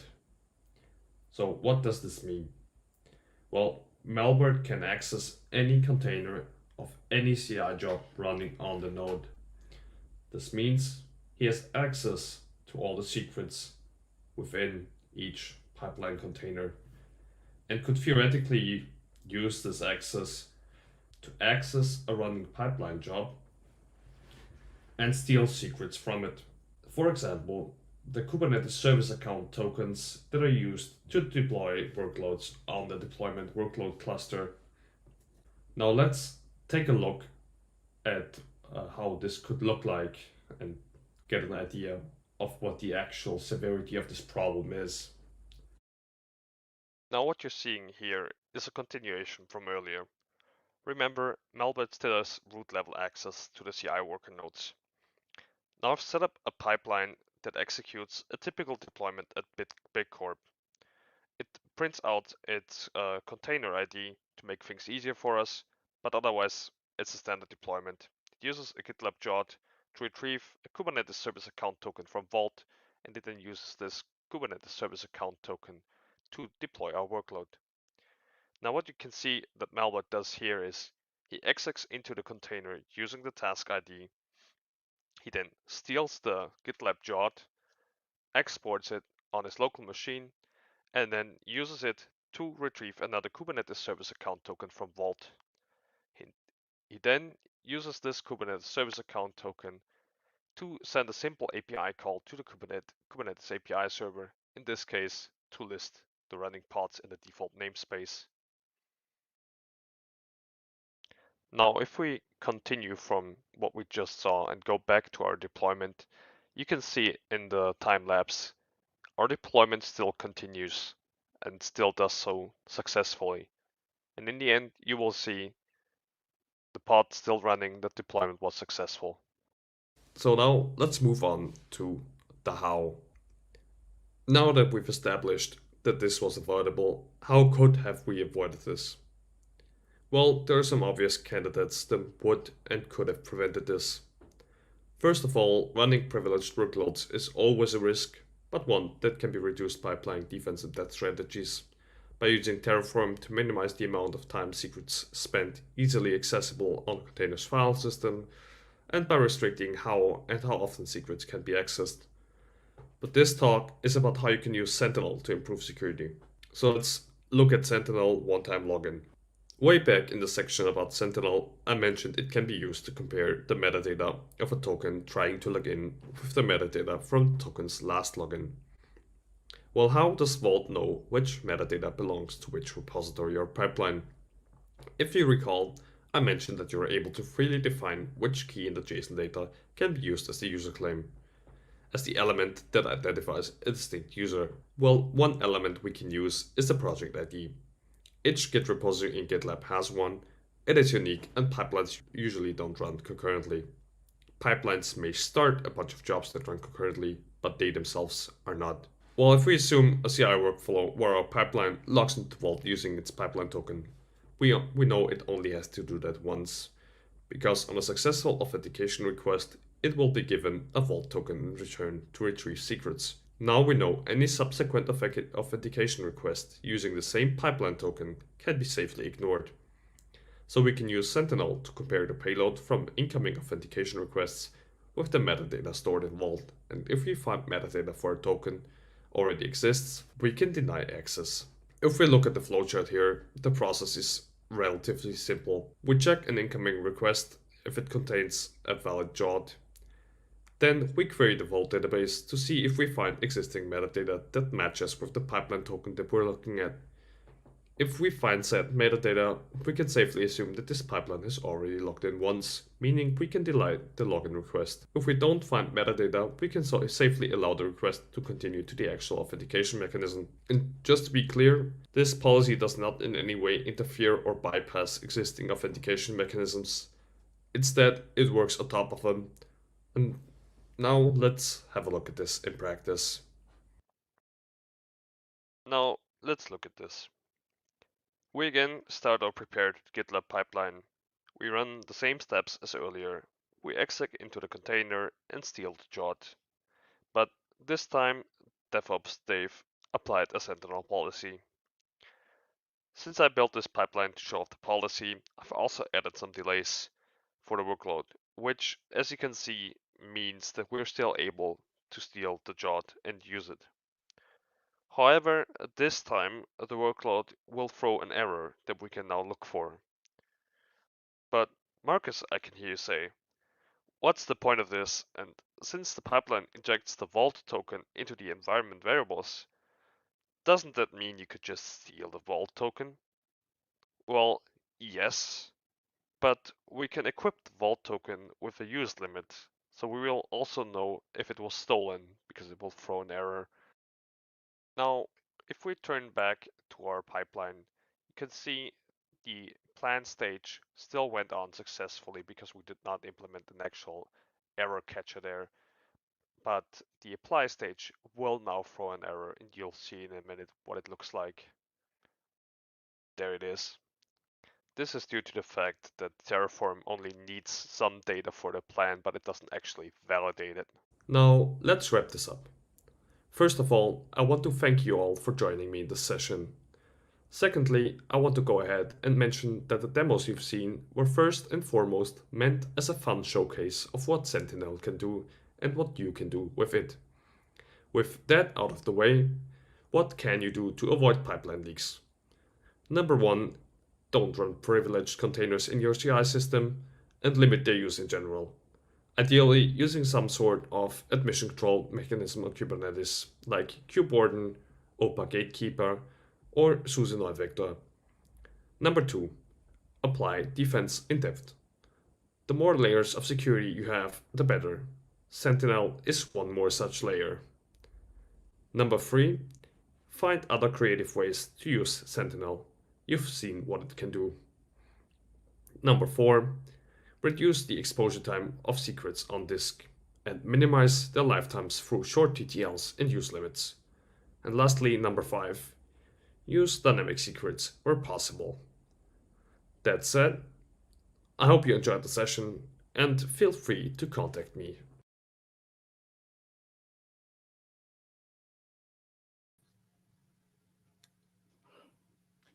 I'm not going to lie. I would have thought that it would have been higher than 19% for the number of internal. I was like, that's all? Really? That's all. Maybe all that we know of, right? So Yeah. All the ones that would admit to it or that got caught. Yeah, exactly. Awesome. Okay. So, folks, we are going to take a quick 10-minute break so that everybody can grab a sandwich, grab a coffee. We will be back with Christoph Wolf, excuse me. I got Christoph Waltz stuck in my head because I just watched a movie with him in it. Christoph Wolf, generating VM-based test environments on the fly. So we'll catch you back here in 10 minutes with that. Thanks very much.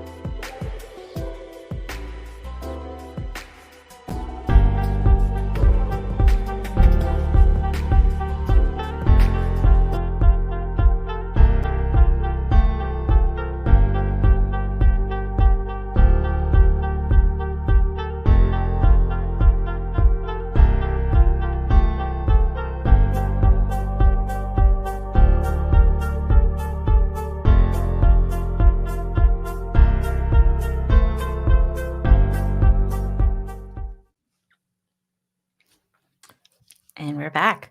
Welcome back, folks. What'd you do during the break, Chris? I had to refresh my. So we started. Our first snow of the year just started this morning, and things are a little bit chilly in the house. So I had to make myself a coffee and throw on a hoodie. What did There you you do, go. Rosemary? I ate some chickpea snacks. I wanted to go get a snack. Nice. Yeah, I hope all of you got coffee, tea, water, a snack, something, because we're in for another A quick stretch. Yeah, Quick exercise. just quick stretch. Get up, buddy. Get up from your desk. Sit down at your desk. So as I was flying back from our last conference, we had somebody like the pilot said, "Okay, we're going to take a quick in-seat yoga break. Everybody, stretch your head to the left. Stretch your head to the." I was like, "Oh, that's nice." That's nice of them. Yeah, it was. That was very thoughtful. Go JetBlue. All right. Yeah. All right. With that plug, oh my gosh, we have a perfect segue into our next session, which is generating VM-based test environments on the fly. See what we did there? Man, we are good. Look at this. I know. We didn't even think about that. All right, so we're going to learn the multitude of ways to generate and handle test VMs in CI pipelines. So this is going to be really interesting, especially because Christoph works in medical devices. So that will be really interesting. Yeah, medical device Nice. A lot of software. air gap scenarios there. I know. Yeah. All right, so let's get started. Off we go. Hello everyone, and welcome to my talk about generating VM-based test environments on the fly. My name is Christoph Wolf. I'm an advanced software test architect at Medal. So, what's the topic? First of all, we want to analyze which problem we want to solve. Then we will discuss why we are using VMs to tackle this problem, and then also in particular how we are exactly doing it. And at the end, there is a short demo. So, which problem do we want to solve? Our problem is that Medal is working in a very highly regulated field, namely medical devices and medical device software, in particular hearing implants and other implants. So we have very strict regulatory requirements and standards to adhere to comply to. And not only that, but there are also other standards like cybersecurity standards and so on that we all need to fulfill to be able to go to market. In our particular case also, we are producing a wide variety of software, medical device software. And in particular, what I want to focus on in this talk is Windows desktop applications. And another thing is that we want to do is we want to ensure high quality using test automation. Meaning that in our particular case here, we want to fully automate, or as far as possible automate tests with respect to Windows desktop applications. Could be hardware integration tests, but could also be automated UI tests. Unfortunately, for Windows desktop applications, it's not as easy. It's not so easy as just simply spinning up containers. So we need to do something else. And for this, we will be using headful test VMs. Not only do these solve the problems from before, or more or less the automation part, but additionally, we get the following for free. So traceability and reproducibility, security compliance, monitoring, fully automated workflows. Very important also is that we can easily switch the underlying hypervisor so that we don't have any lock-in. And we want some easy CI to combine all of this. So in the end, as little manual intervention as possible. But why are we using VMs? The problem here is that in our case with Windows desktop applications, headfulness is a hard requirement because such applications and also various third-party software require interactive user sessions. So meaning headful sessions because Windows you cannot fully render so UIs, for example, application UIs from non-interactive sessions, and it requires a running display.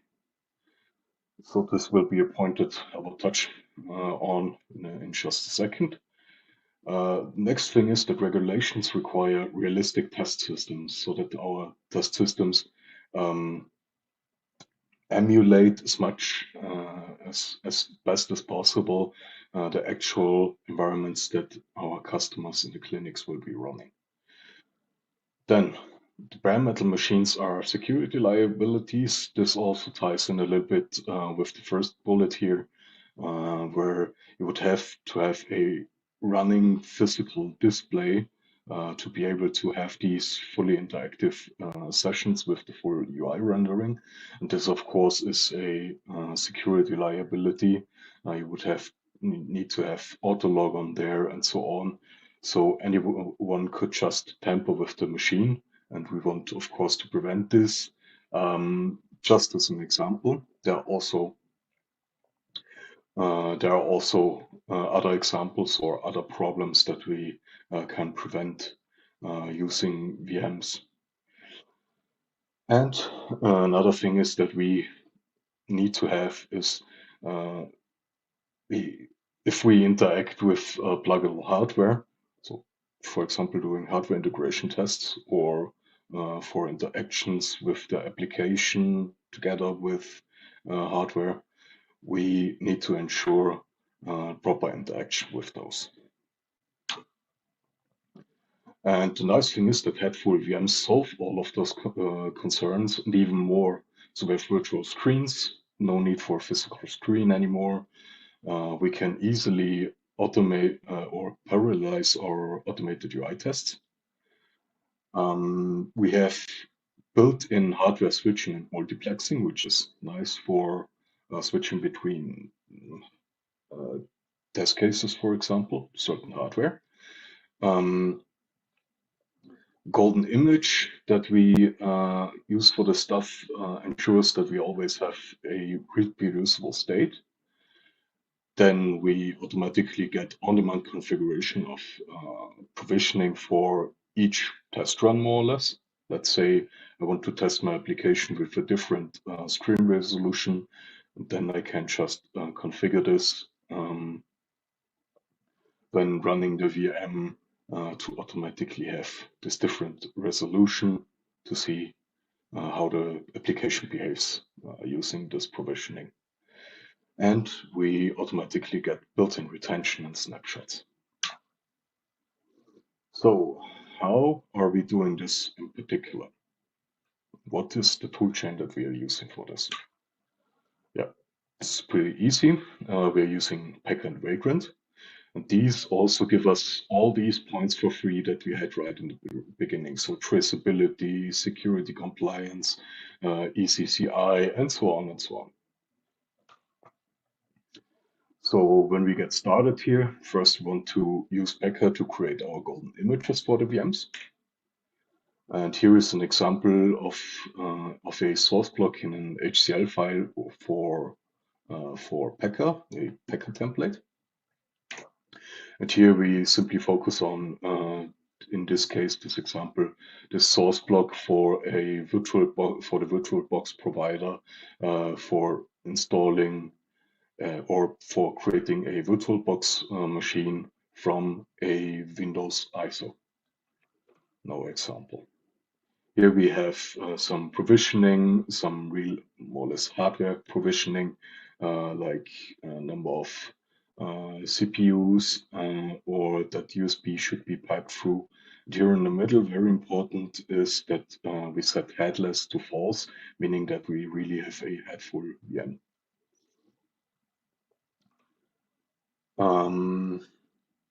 Maybe something that I should touch on here is also the floppy files that we provide here, which is just this array here, where we provide an auto unattend file, which will be used for installing the Windows ISO in an automatic manner.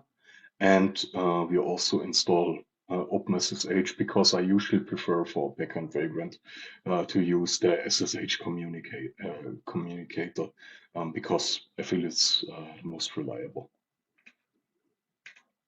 And to also stay consistent with other systems.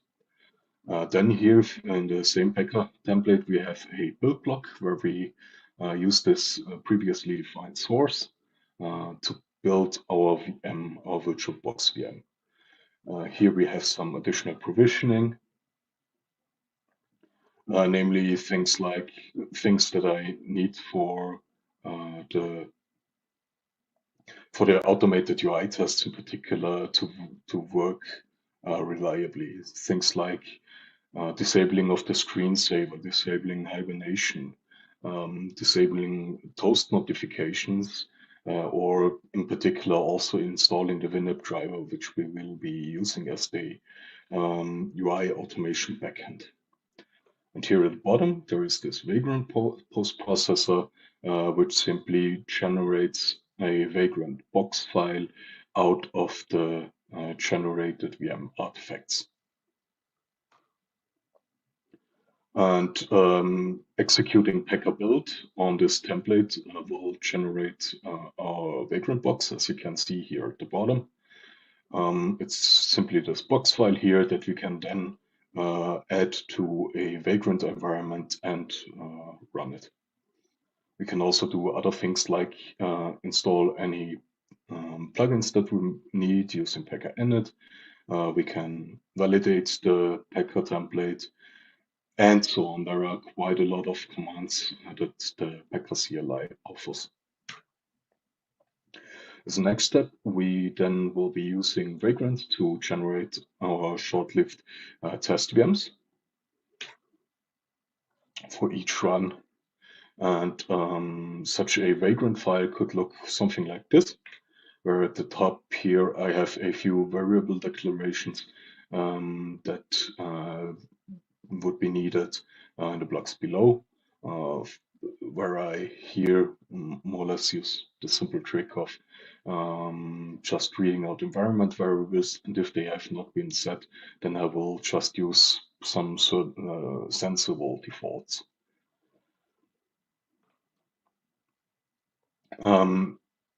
Then here we have the provider block. Again, this should be a VirtualBox VM. And important here is the GUI property, which is set explicitly to true, so that we are running a headful VM. And also other things like you can see here that I am again using SSH to communicate with the VM.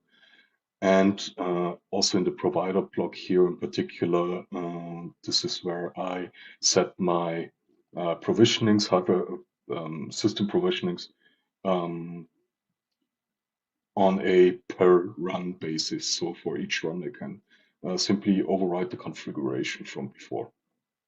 At the bottom here is something important for the demo that I will be showing then, where I have a simple file provisioner which copies some source file to some target. This I will be using to copy a demo binary demo executable into the VM, which I will then execute to show some UI automation in there. And then we want to simply up our machine. So we want to start it, want to run it, and do any additional provisioning as we have defined in the Vagrant file. And for this, I simply use the Vagrant up command, and then Vagrant will do all the spinning up of the VM, any hostname configuration, network configuration, port forwarding, and additional provisionings that I've set. Also a lot of other commands here, just a few examples that I'm often using in my CI pipelines.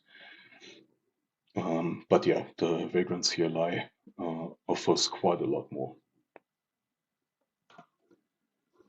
Our general CI workflow looks then something a little bit something like this. If the golden image, so the in our case the Vagrant box is not available yet, we build it using Packer, and then we deploy this Vagrant box to the target VM host and add the box using the Vagrant box add command. As a next step, we up the VM and monitor its status. Then we execute our tests on the VM using the CI systems agent system, whatever that is. And at the end, we destroy the VM. Or we could also back it up, do snapshots, also during the tests themselves, the test run, to have even more easily reproducible states. And now it is time for the demo. Okay, so let's get started.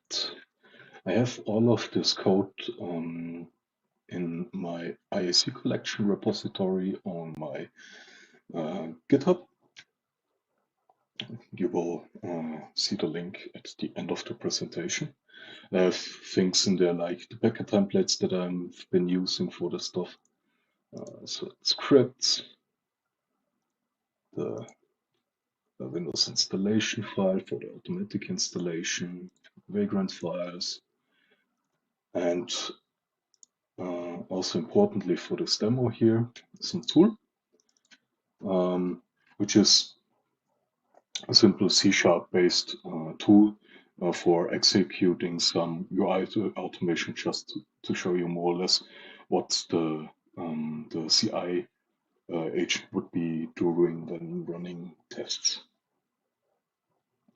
So at the start, I'm executing WinAppDriver, which was this executable that I have provisioned the VM with during Packer build. This is then used as the actual UI automation backend. We'll run this automation against the Windows Calculator app that is built into the system. And then from using this, let's maybe also start Vagrant app while we're doing this. For this, then I'm also using this Appium WebDriver API to interact with WinAppDriver for the UI automation. So it's more or less the automation client. And for this, I'm just looking for the calculator app itself.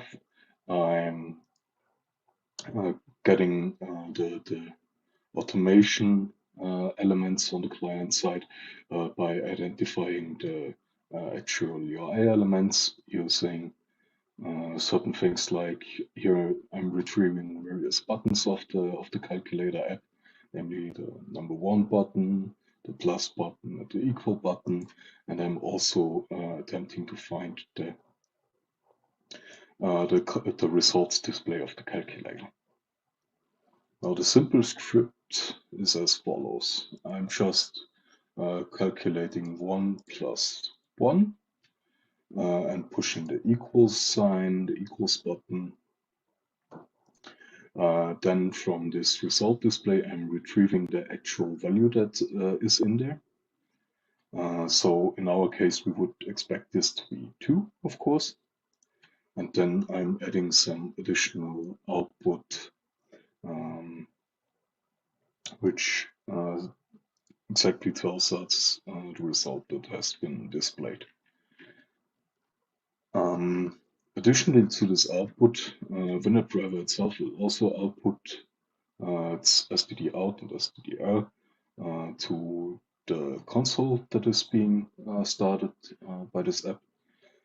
And at the end, we will have this output here. And then at the end, I simply dispose of the driver, so this automation session here, and the VNet driver process. Now, if we take a look how our VM looks, it is almost done. Vagrant is just doing a few more minor things regarding its more or less its automation that it uses. So namely the SSH interactions, setting where do we have it? Setting the name of the VM, so the host name, forwarding ports, mainly for SSH interaction, but could also be used for other things. Here again, it's just doing a few more SSH configurations. And next we should see that it provisions the VM with this demo executable that I have built beforehand. So this will just take a second.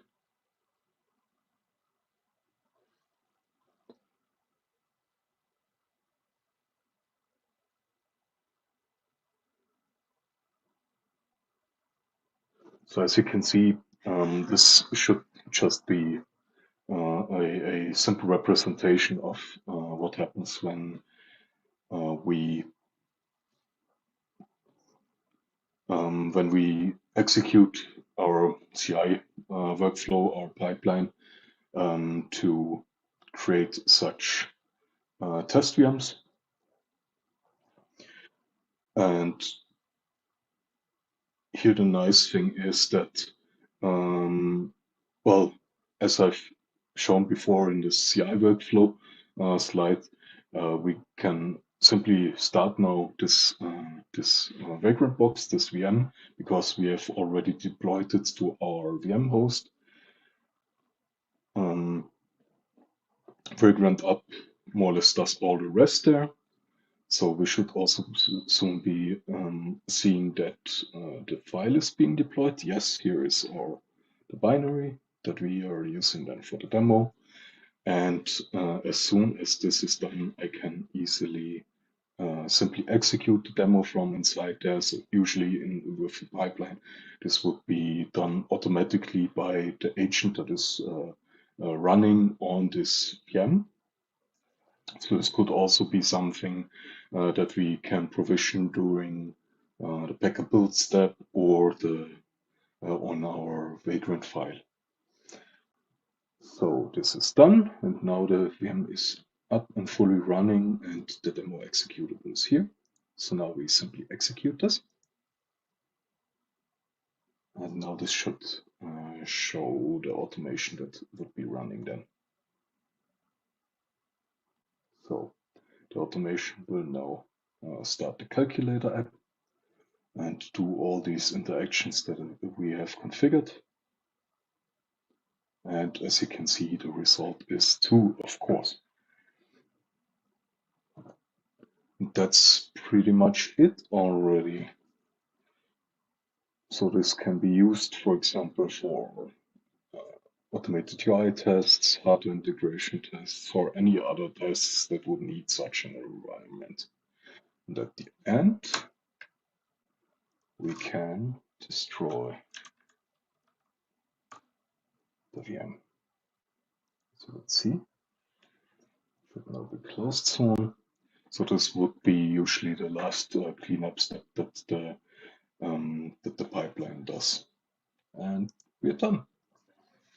At the end here, I want to say thank you to everyone, also in particular to HashiCorp for having me here.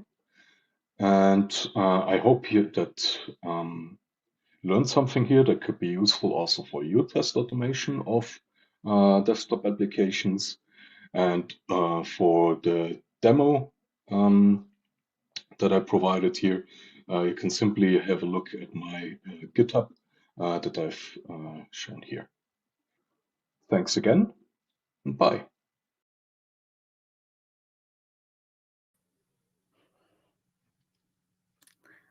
That was neat. I actually, it reminds me of the times where I would try to test network devices with Vagrant. Man, those were the days. Yeah, I wish that I had that capability back in ye olden days when I Oh no. 5, 6 years, however long ago it was. I love the fact that you were unreasonably. So we have a little side chat, and Rosemary said, "I am unreasonably excited that this is in C#." I know. I like C#. Come at me. Everybody can be upset about that, but Upset? Why? No, this is good stuff. I like C#. I got very excited to see that on screen. Not something you see that often on I guess in HashiTalks in general. So enjoyed that. Yeah, it's HCL, Python, the thing. Yeah. Speaking of, wait, are we? Yes. Speaking of Python, actually, well, I don't know if it's Python, but it is CDK. Yeah. Rosemary, was there anything that you wanted to say? Oh yes. So I'm hopping off the story after this. You're in fantastic MC hands with Chris. It's gonna be nothing without you. What are you talking about? I know, but all of the attendees are gonna flip. Rosemary's gone. I'm out. No, everybody's fine. Everybody's fine. Chris is great. You'll get all of the Chris jokes. Thanks for having me on here. And are you still mad about OPA? No, I'm not mad about OPA. I just think it was terrible. It was a terrible joke. But we segued. You have made so many jokes that segued, so I can't be that mad. It was wonderfully horrible. It was horribly wonderful. Exactly. My dad was the king of dad jokes, and so I'm just carrying on the tradition. Okay. All right. Well, you get more Chris's dad jokes, but I hopefully we'll see some of you in chat in the next couple of hours, as well as in the next day of HashiTalks deploy. So enjoy it. Chris, you can introduce the next session. Yeah, and we are going to now roll into Adam Keller. He is going to talk beyond HCL and JSON, writing Terraform configurations using the CDK for Terraform, which I am super excited to hear about.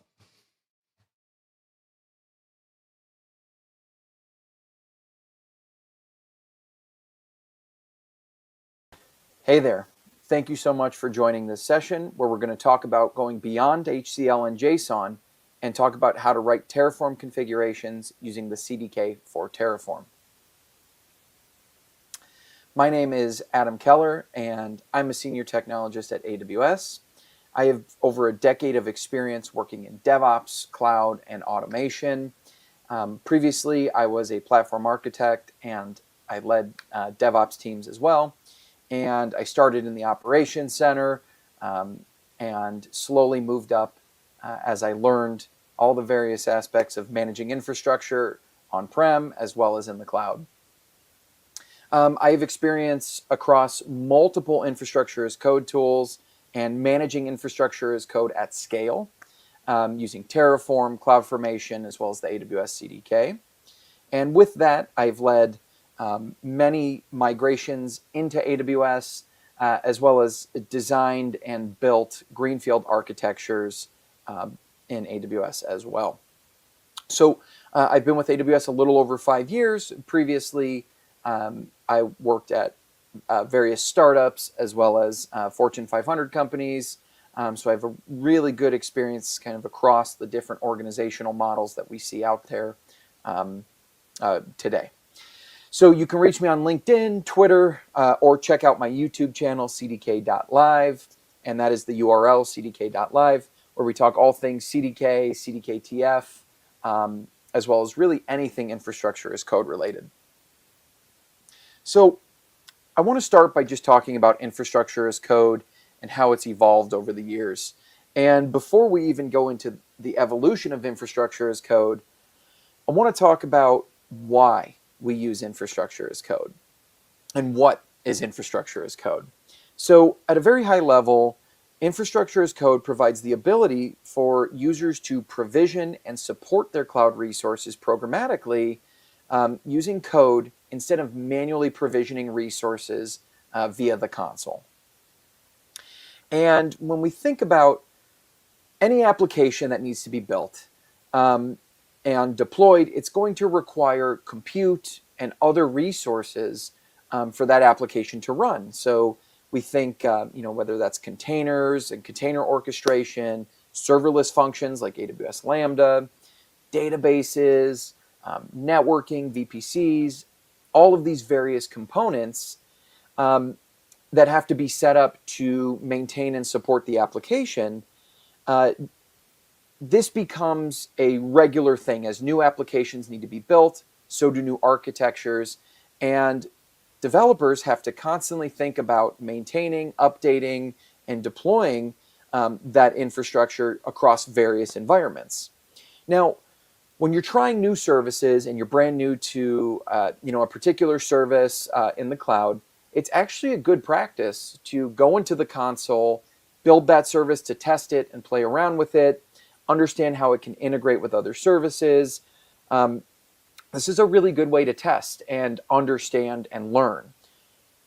However, as more and more folks start to interact with the console and manually provision resources, it gets really hard to know who owns what and then to even remember all the things that you built. And as your architecture grows, if you continue to build in the console and just keep building on top of what you already built, it becomes exponentially harder to maintain and manage all of those components across environments. And it's just good practice and a very well-established practice that you don't want to couple your production resources alongside your test and development resources. And the reasons for that are pretty straightforward and simple. If someone makes a mistake in a dev or test environment, that's okay. You're not serving actual customer traffic from those environments. And it's a lot easier to make mistakes in production environments when you have everything closely coupled. So the idea is production resources should be decoupled from your dev and test and staging environments. And in order to do that, we have to be able to reproduce what we've built across all of those environments to maintain consistency. And if you're sticking with the console to build and manage all of your resources, it becomes extremely hard to replicate that same desired state every single time. And frankly, this is just error prone and very time consuming, especially as you start to hit scale. And this is where infrastructure as code helps solve a lot of these problems. So users can track their desired state of their infrastructure using infrastructure as code. And the job of the infrastructure as code engine is to ensure that that desired state is met. So it automates the infrastructure management. And when we say infrastructure management, that means the creation of resources, updating resources, deleting resources, tracking drift. If you deploy a resource through infrastructure as code and someone changes that resource on the outside, how are you able to detect when that happens? And then how can you reconcile that?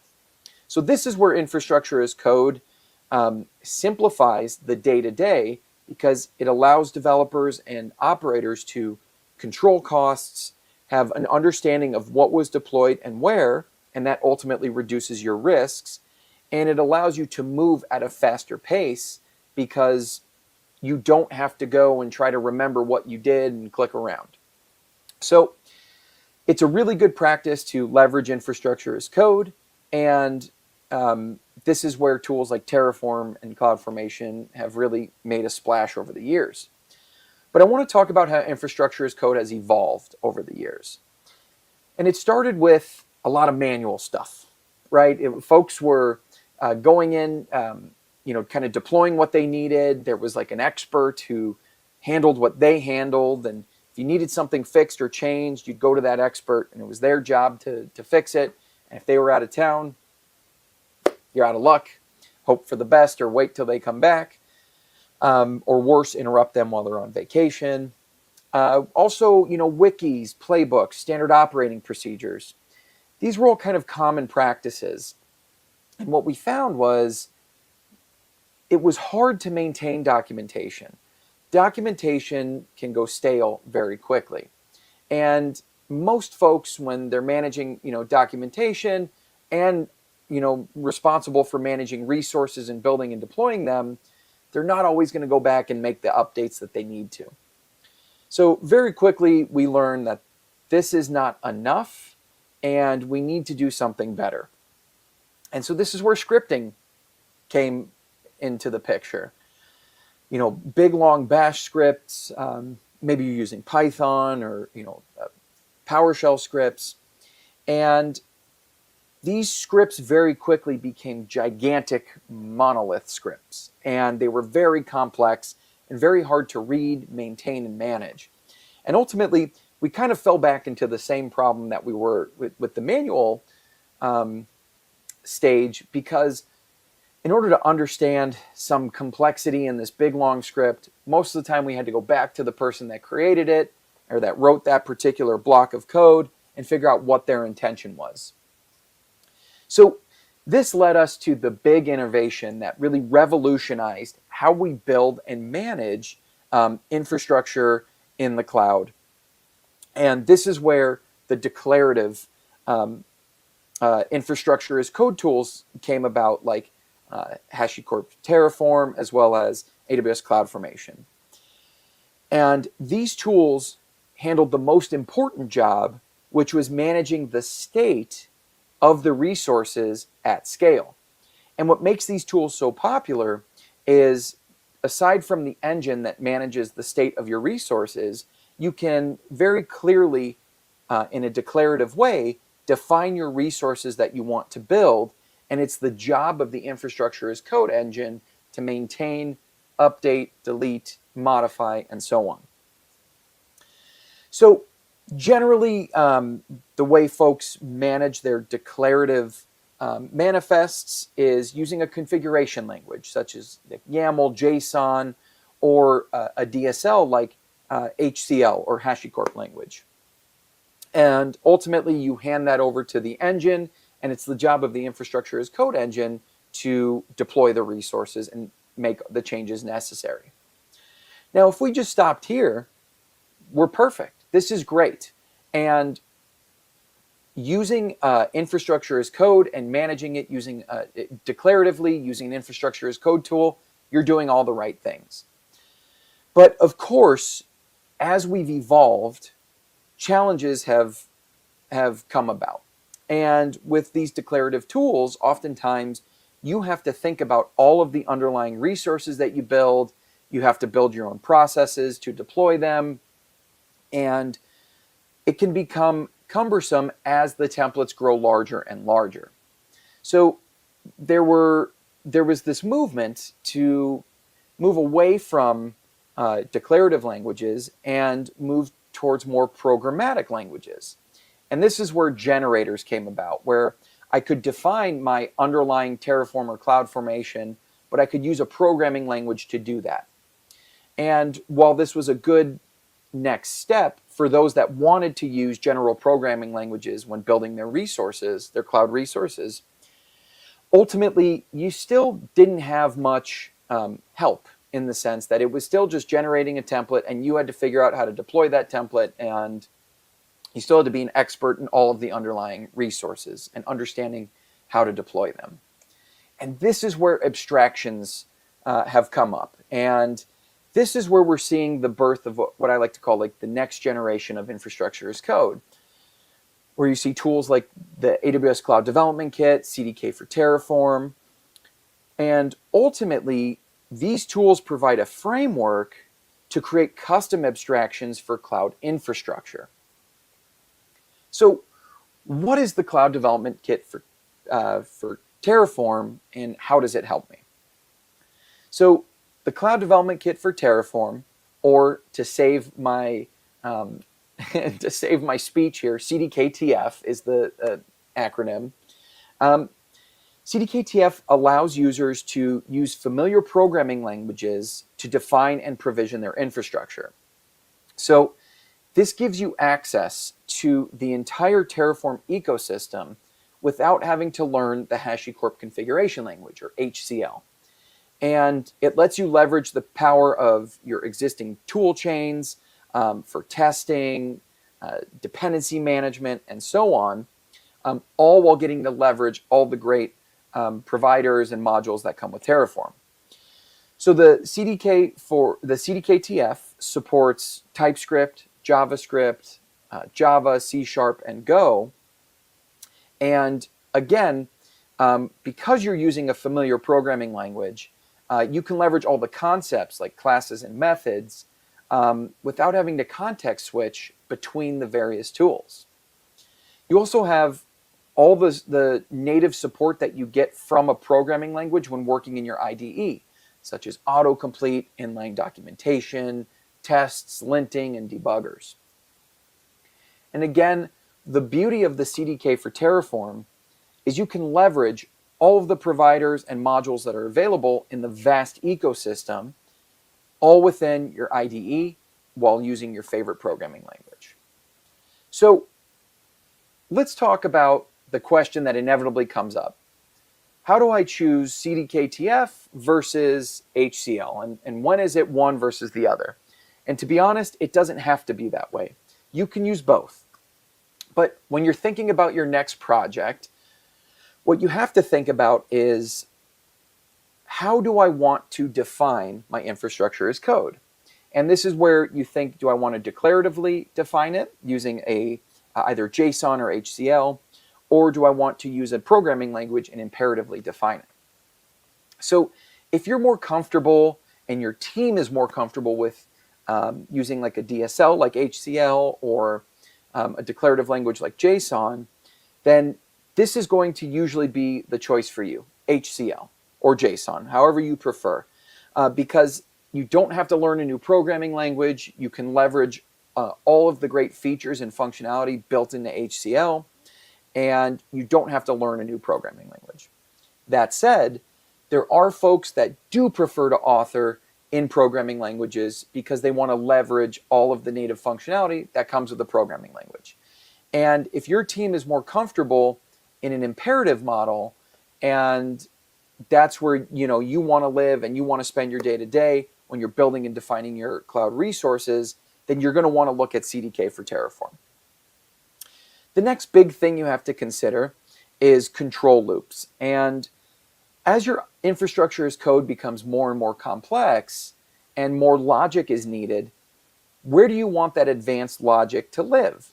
Do you want to leverage and learn the control loop functionality in HCL? And if you want to stay within the DSL and leverage all the constructs of a DSL, then HCL is a great option. But if you are more comfortable leveraging, you want to use for loops that are naturally, built into your programming language, or you want to take advantage of conditional statements that you're familiar with already with the programming language, then you're going to want to look at the CDK for Terraform. In addition, you have to look at the abstraction model. If you want to build custom libraries, now with both of these options, you can build, with HCL, you can build modules.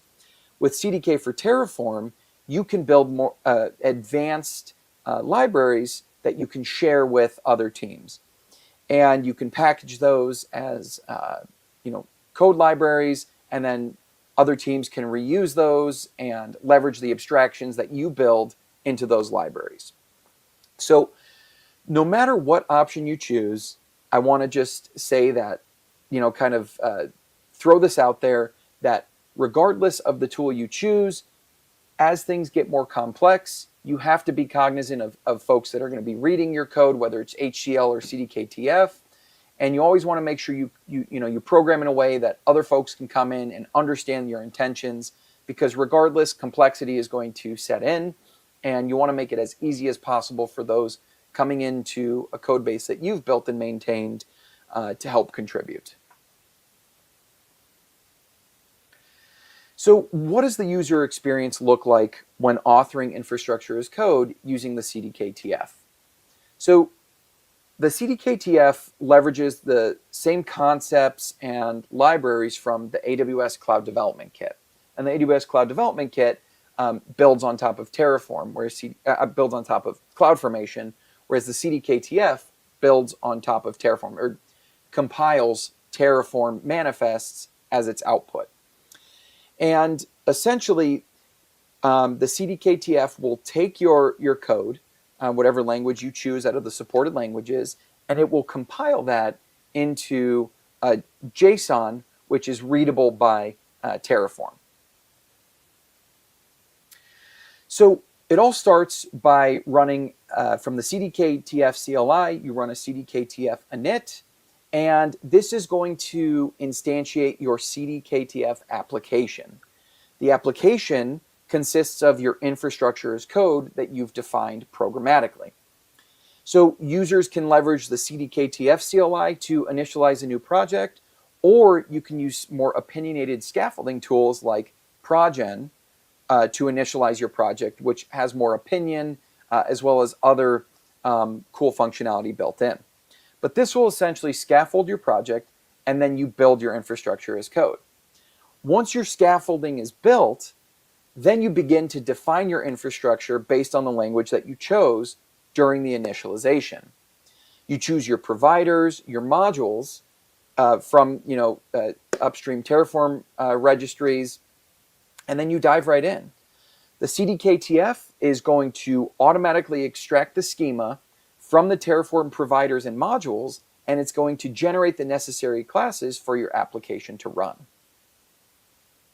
So when you're ready to validate your proposed changes, this is where you can leverage the CDK-TF CLI to run a plan.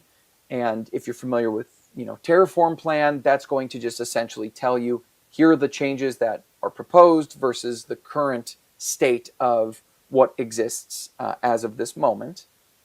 And what happens in the background when you run a CDK-TF plan or a synth is it compiles the code. So all of your infrastructure as code that you've defined using your programming language, it compiles it into Terraform readable JSON. And Terraform can then deploy that JSON as if it's a Terraform manifest, which it is ultimately. From here, when you run a plan, it's going to run that same Terraform plan that you're familiar with. And then, of course, when you're ready to deploy, you can run a CDK-TF apply, and it's going to deploy those proposed changes and deploy that artifact, which is that Terraform JSON, as to the infrastructure as code engine, which is Terraform, which will then deploy all the resources based on the desired state. So the cool thing about the CDK-TF is you can take advantage of the ecosystem that comes with Terraform, whether that's Terraform Enterprise, if you want to use Terraform Cloud, the various remote state backends available, or even Sentinel for policy as code. You can use all of that with CDK-TF. So what I'd like to do now is dive into a demo. But before I do that, I just want to do a quick shout out to CDK Live. Again, on CDK Live, this is a YouTube channel where we talk all things CDK, AWS CDK, CDK for Terraform, infrastructure as code. So check it out, subscribe, and keep an eye on new content coming out over the next few months. And especially looking at, next year, we expect to publish a lot more content on the channel. So let's dive into our demo. And for this demo, we're going to deploy a Lambda function with a very simple hello world application. I know, forgive me. It's just a Python app that's going to simply return a 200 and just a message that says, hello, CDK-TF demo. So let's get right into it. Okay, so we're going to get started with our demo. And the first thing we're going to run is a CDK-TF init. Now, important to note that I have Terraform installed, I have CDK-TF installed, CDK-TF CLI installed. So I've done all those prerequisites. So we're going to run a CDK-TF init. And this is where it's going to ask us some questions to in order to build the scaffolding and bootstrap our repository. So for this case, I'm not going to use Terraform Cloud. I'm just going to use the S3 backend for my state management for now. And it asked me what language I want to use. I'm going to use TypeScript. And then I'm going to stick with the defaults for now. So you're going to see I'm just hitting enter a lot. And now it's going to ask me what providers I want to use.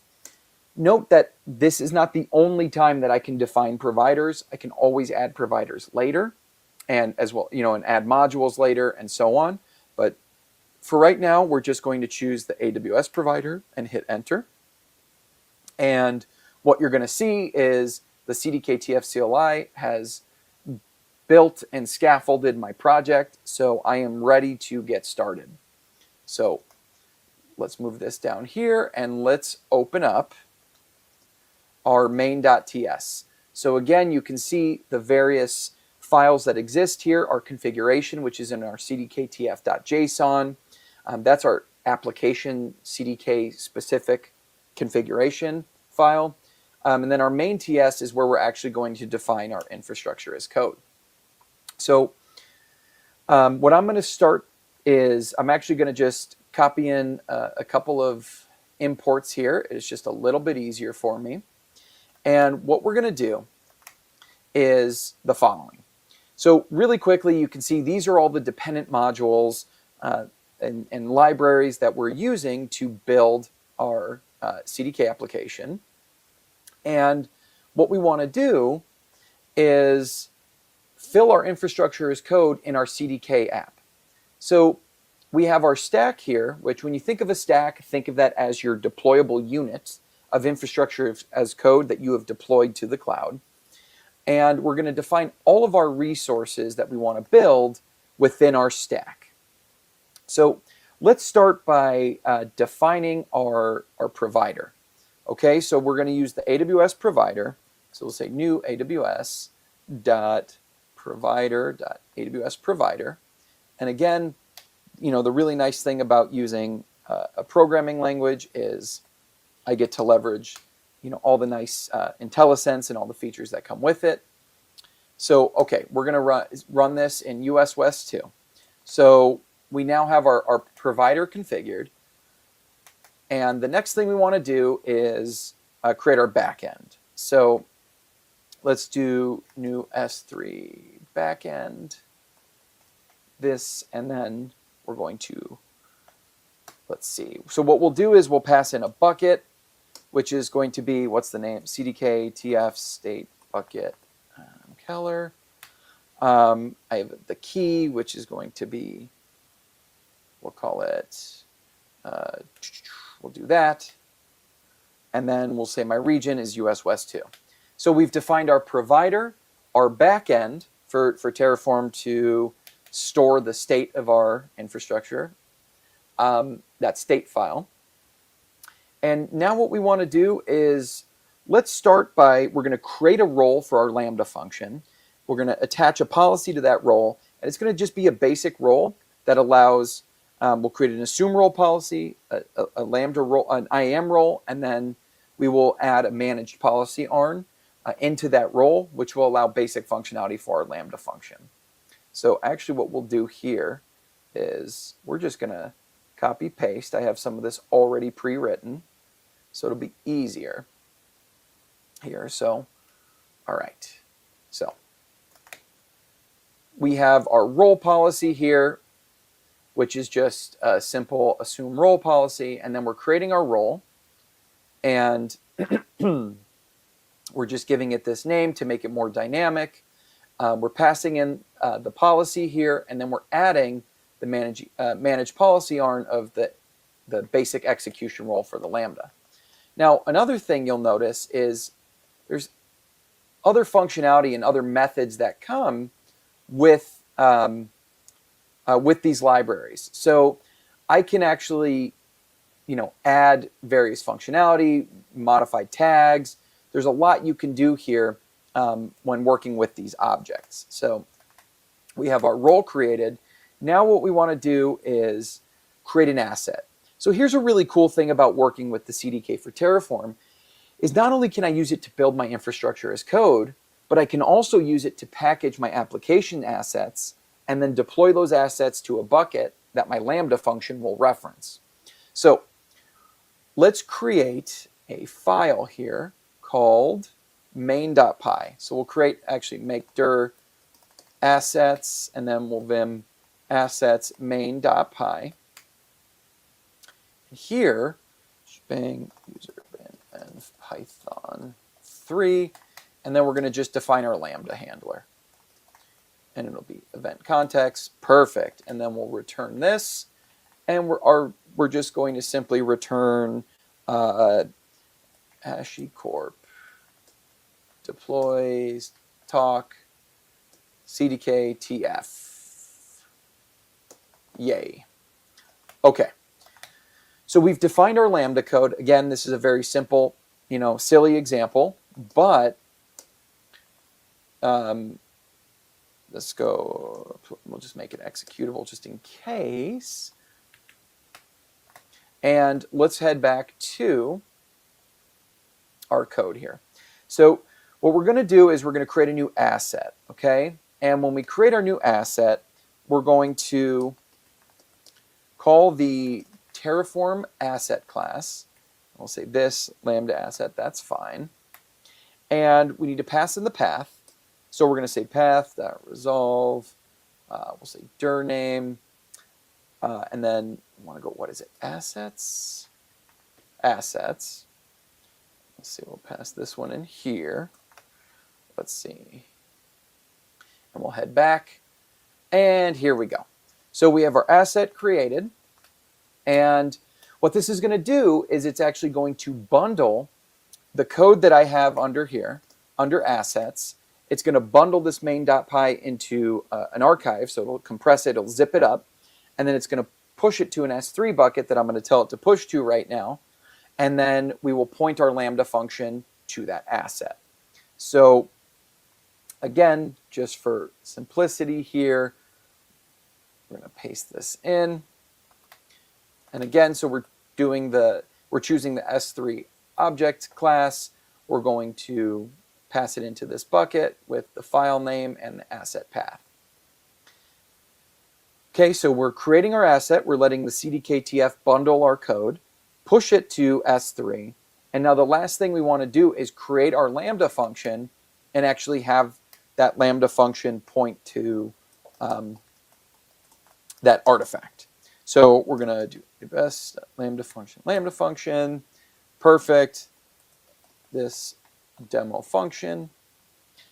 And now we want to pass our inputs in order to create our function here. So we'll go function name, we'll say HashiCorp deploy talk, and then let's give it that role. And we're going to say role.arn, so it has all of these properties available. You can see ARN. I can also grab the function name, if we do, what is it, name here, and so on. But in this case, we're going to just pass in the ARN because that's what's required. And then let's set the bucket that we want to point to grab our artifact, and then we're going to say our S3 key, which we're then going to say asset.file name. So what we're telling this Lambda function deployment is to point to this asset that the CDKTF created and uploaded to this S3 bucket, and we want you to deploy this function using that asset, which is where our application lives. And then we'll just do a couple more things. We'll set our handler, which we'll do main.lambda handler. And lastly, we'll choose our runtime. Let's go with the latest, which is Python 3.11. Perfect. Okay, so we've defined our function. We're building our application asset, pointing it to that function, created all of the dependencies needed. We have our provider set up, our backend. The last thing I want to do is simply create an output. And the whole point of creating a Terraform output here is just to make my life a little bit easier. And what we'll do is Terraform output this, and we'll call this the function invoke command. And then let's just pass in this value here. So we'll do AWS Lambda, invoke, function name, and then we're going to reference our demo function object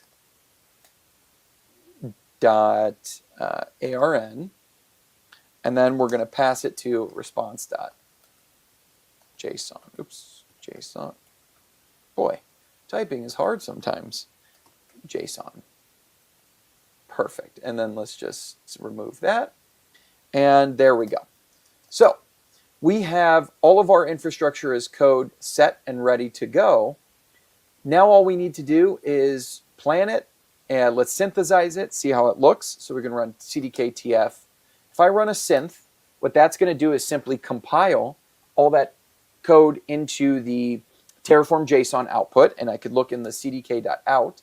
CDK, if I do cat cdk-tf.out, and then we look at our cdk-tf.json, this is all of that Terraform code in JSON. So we have all of our Terraform code ready to go. Let's do cdk-tf plan, and let's see what the proposed changes are. So you can see it's synthesizing. It's taking my application code and then pushing that in, and then it is then going to synthesize, and then it's going to run a plan. Now in this case, we're going to take a brief moment. We'll be right back. I'm going to reload my credentials here in just a moment. We're back.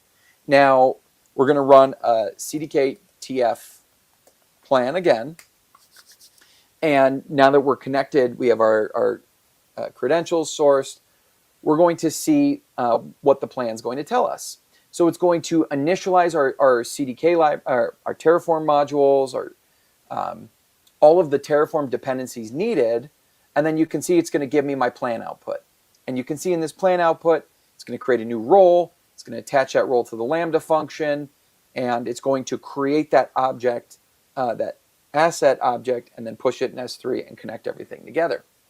So now what we can do is run cdk-tf plan, and if you want, you can, apply, and then I'm going to pass in the auto approve flag.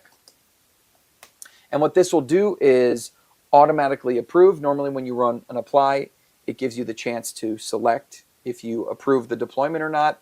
In this case, I'm just auto approving because, we're doing it live. So what you can see going on in the background is anything that you would see if you were to run a Terraform apply. It's creating the object, it deployed my Lambda function, and now we have our output here. And if we run this command, so you can see it's done deploying, and we run this command, and then we cat response.json, we can see it deployed our Lambda function. So that's it for this presentation. I want to thank you so much for taking the time with me today, and you can reach out to me on my social media at any time if you ever want to talk infrastructure as code or anything cloud. Thanks so much.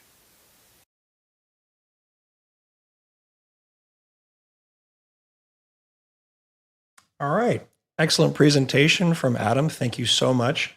That was a really good introduction to the CDK-TF. I also don't say cloud development. It takes far too long.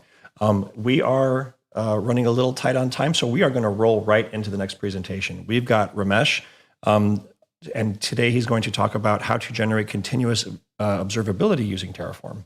So take it away, Ramesh.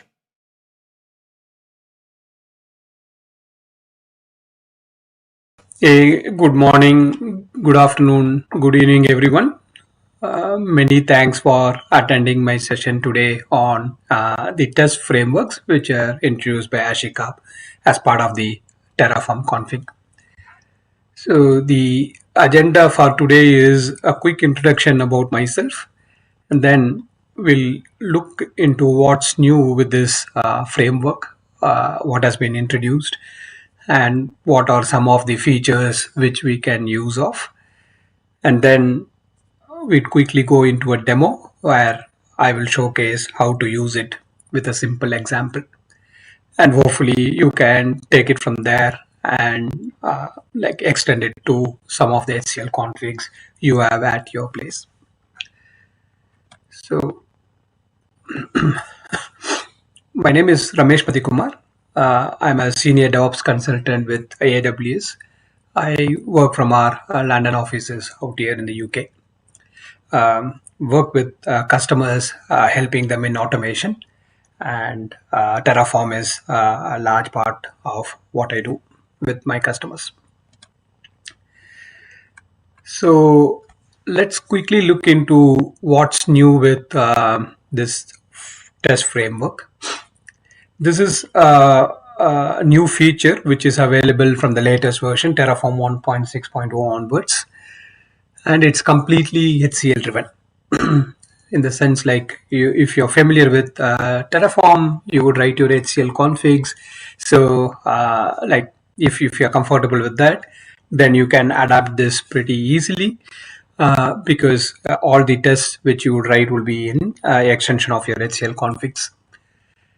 And if you've already used the previous features, such as, say, for example, assert conditions in the previous Terraform versions, then your adaptation would be a bit more quicker, because we would follow something very similar in this framework as well. One of the key features which this framework covers is it covers both unit and integration testing validations.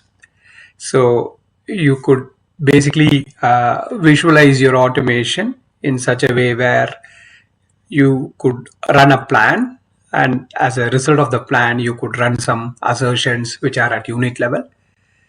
And because it's at a planning stage, you won't go and progress kind of creating your resources. And then once you are comfortable with that particular setup, then you can write a separate set of configs which would run your integration testing validations.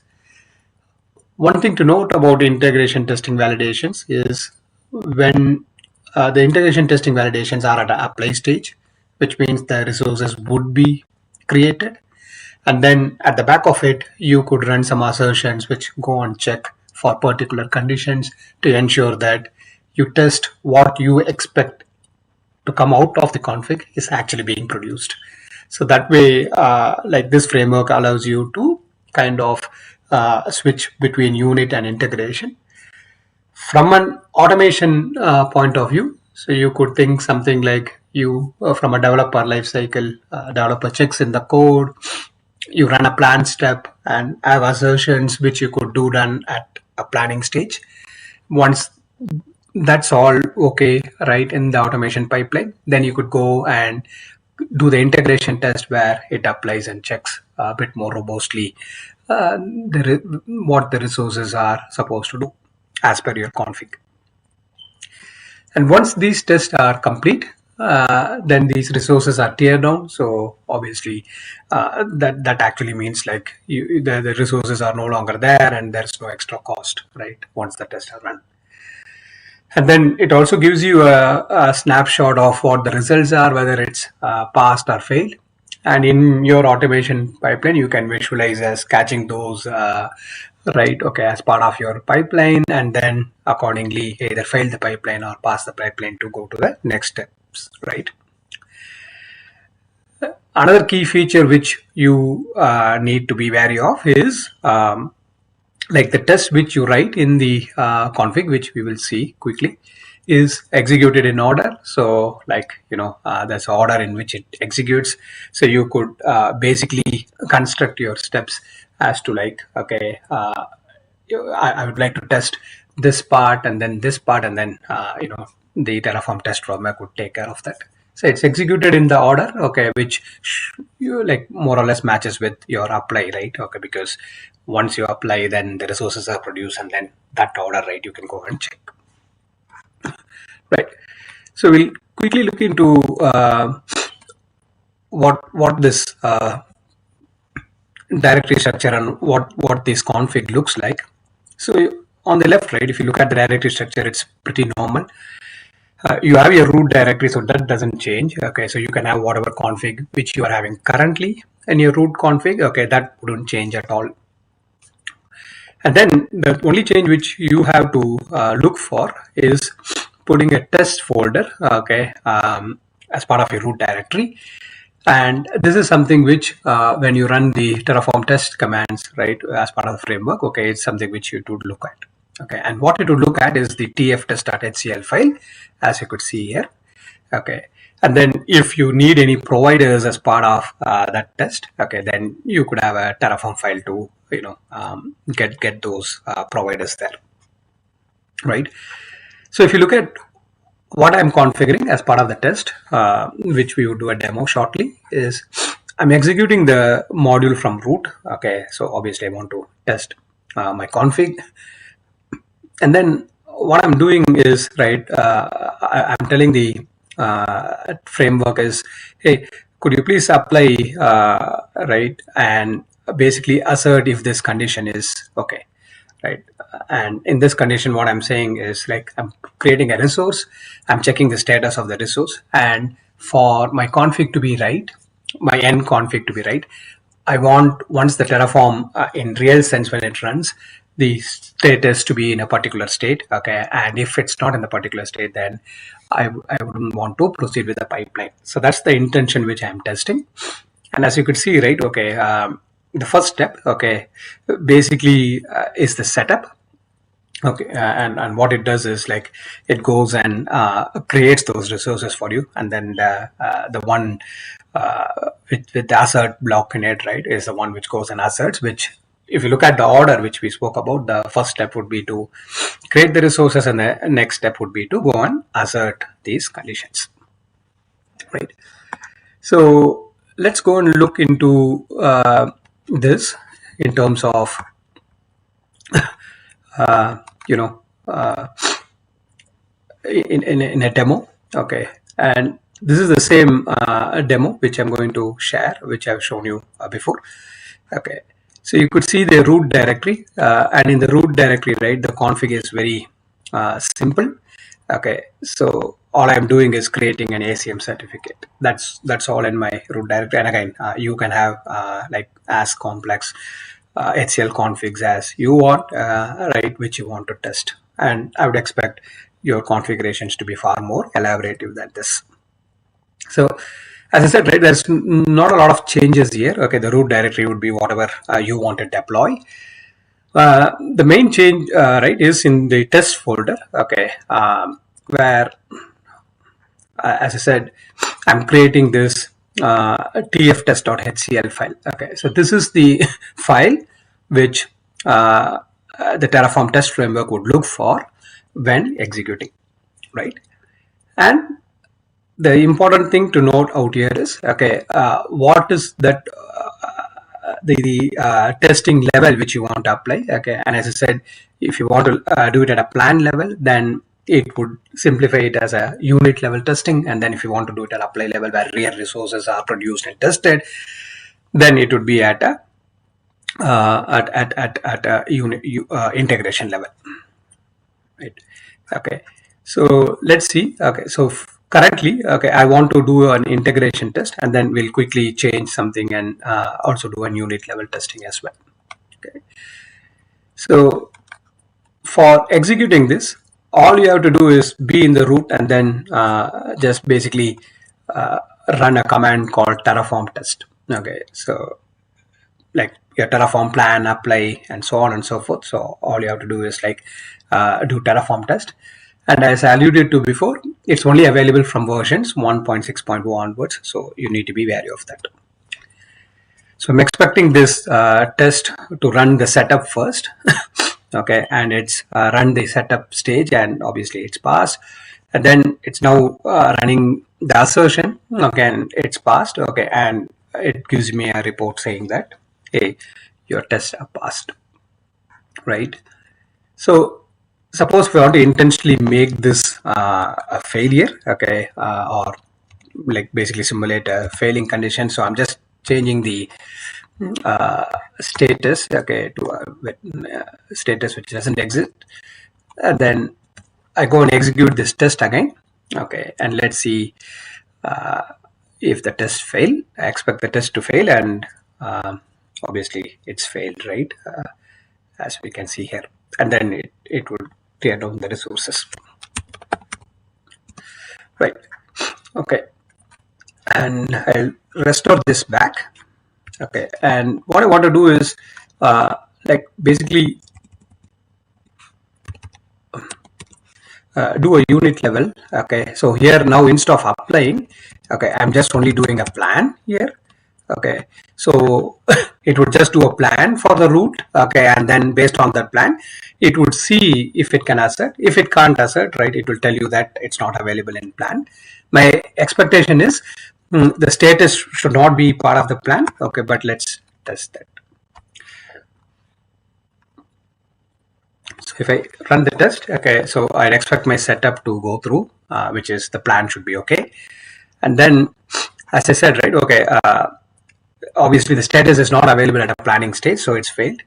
But if you come to think of it, right, okay, you could obviously look at your unit test in such a manner that when you do a plan and if you want to test certain things which are available in the plan as it is supposed to work, then you could like basically extend it for unit level testing as well. So that's pretty much the demo. So quickly to summarize, okay. So this is a new framework which is available in versions 1.6.0 onwards. The good news is it's an extension of your HCL config, so you should be comfortable with using this framework. The assert conditions are there even before 1.6.0 as part of other testing initiatives within Terraform, so you should be comfortable if you are aware of the how to use the assert conditions. And the tests are executed in order, okay, and that basically depends on how your apply works and then the sequence, right, in which the resources are created. And also be aware that at an apply stage in an integration test level, these resources, once the test pass or fails, these resources are teared down. So with that, I conclude my conversation here today. Many thanks for patiently listening to my topic. If you have any questions, feel free to reach out. Thank you very much and have a nice day. Bye.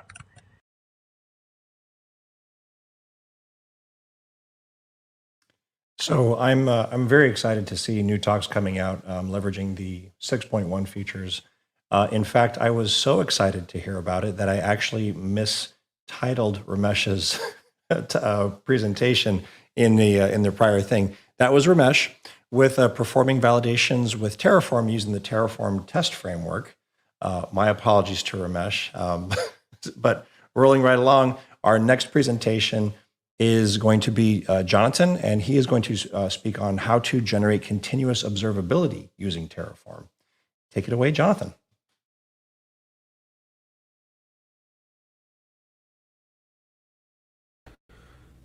Okay, thank you for joining for this talk. I appreciate to start doing here and also for start this presentation for today. And today we can also move very quick for starting this. Thank you, Hashi team, for inviting me and also for making this possible. Today we start talking about for continuous observability, how we can enable that using Terraform. These capabilities for using in our companies and how to these new capabilities using observability for our teams make it more possible that the DevOps and SRE works will be better, and also we can address that using a good path. So let me present it to me. I'm Jonathan Gill, Johnny Pong. I'm a DevOps and SRE engineer at Globant. I love to share knowledge. You can follow me at Jaydan24 in a couple of social networks. You can use LinkedIn or GitHub or YouTube or X or Twitter. You can follow me, and also we can start talking about for this awesome work. Let me share with you this little quote. Life is really simple, but we insist on making it complicated. That is from Confucius, and I love to share this phrase because when you start this job, it's not easy to understand better what and how you can address better your effort. This quote help to you to address and address and also refocus your to job to doing better. So that is our agenda for today. We start talking for observability, what kind of observability cover using golden triangle, what is observability as code, what is a kind of benefit behind of a little demo with observability, and also a couple of conclusions here. So what is observability? You can define observability like in a big spectrum about the how to the signals comes to your brain, how to your brain identify exactly what sound from your body is. There could be you have a pain or something like that. That is similar for our areas for IT side, because when you start to doing something around for your DevOps or your SRE teams or for your dev team or QA or the whole teams around for the IT areas, try to identify what kind of signals behind of are bad or very wrong or something like that. It's not easy, but when you start to observability, you start the journey and you identify exactly how to your application works and how do they communicate from one side to another side. That is the objective for that. How do we can identify with CPU, time, memory, and disk space could be impacted for every request that comes from your application. How to this you can doing different. How to this can generate a couple of differences between of the application. How to this communicate from one side to another side. I take this definition from the CNCF glossary site. I propose to you could be checked for this, because this is a big community behind of the awesome stacks. So when we start for observability, we identify this could be this definition that is O11Y. That is when we take these words from the O to Y, that is the 11 words behind of. So that is the split this term using O11Y. More quickly, if you find something related for observability, you can also identify for O11Y these capabilities for you. So start talking about for the golden triangle here. What is exactly golden triangle behind observability when we start talking about for the logs, metrics, and traces? But when logs start to, hey, when my application starts, they start to doing and generate this log in some part of the application on the operation system that we will deploy it. That is the first part. The second part is related for metrics, that is related for the structured data that provides to us a quantitative data about the how to the behaviors going on our application, on our operation systems, and also we connect this using traces. The traces are record for this interaction between one component and another components behind of the distribution system, and also if we move for a new architectural design using the microservices or the nanoservices, you define exactly how do these components communicate from one to each other. That is exactly how to observability help to us to doing better these our jobs, because when we start the journey for observability, we need to identify exactly how to the components are communicated and how to these components could be communicated with the database, the storage, the networking behind of the firewalls. I don't know, a lot of components behind of that you need to generate for this communication for different areas or different companies that you need to support for doing that. Okay, what is exactly observability as code, or AOAC?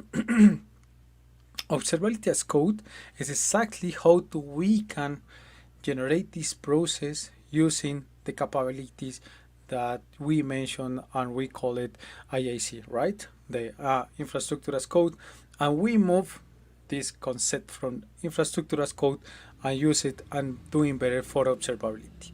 How do we can generate and deploy these new capabilities for observability, for doing for us better, and how do we can enable this stack for all teams around for the our whole ecosystem for our teams. How do we can enable for the development team, for the QA team, for the security team, for all the scopes that we need, and also how do we can cover this in a more easily way and using exactly the very useful that we define using the IIC framework, right? So that is the biggest challenge here, because when we start for infrastructure as code, that is could be a quick example for because you wrote the TF files for generate these stacks. But what happened for the next? You need to identify, hey, how do we can deploy observability stacks for doing better for us? How do you can manage this configuration? How do you can storage? How do you can increase this communication between one teams to another's? Because when you start to doing that, it's the biggest challenge here, because one teams needs to generate this to expose this information about the observability site that is called telemetry. How do you can obtain this information and move very quick to another part and also start to doing that?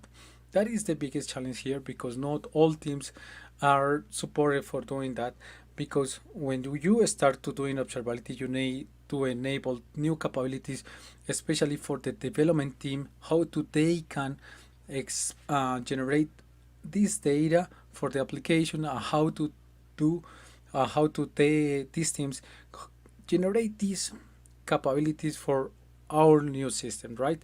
But for that, you can could be told for the instrumentation side, that is very new component on that, and this covered exactly how to the teams could be address this effort related for instrumentation side in a very quick and very nice way. So for that, we need to talk about for observability as code, how do we can enable these capabilities for the infrastructure side for generate these components for, how do we can generate this management, how do we can address this effort that we need to move very quick for our teams, right? That is the focus here. So what is the principal benefits here? The principal benefit here are the first part, that is consistency, that we take from and we drill down using the IIC concepts.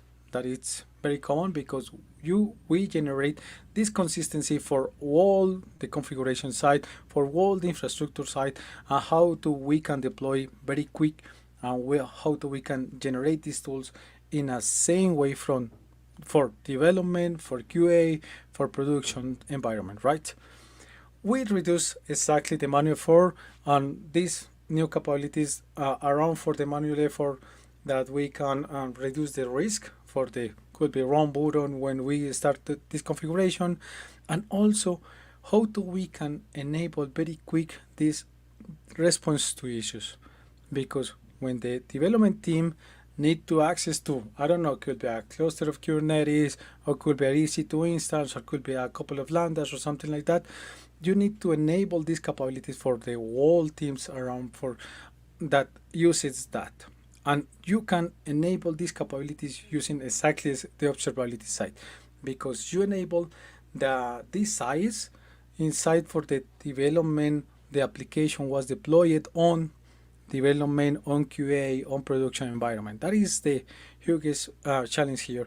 And this is the benefits when you enable this observability as code. But what else we enable these benefits? We enable also another benefits. That is one, that is accelerated application debugging and remediation. That is address, very similar to response the issues, but more focused for how do we can generate this debugging and remediation side.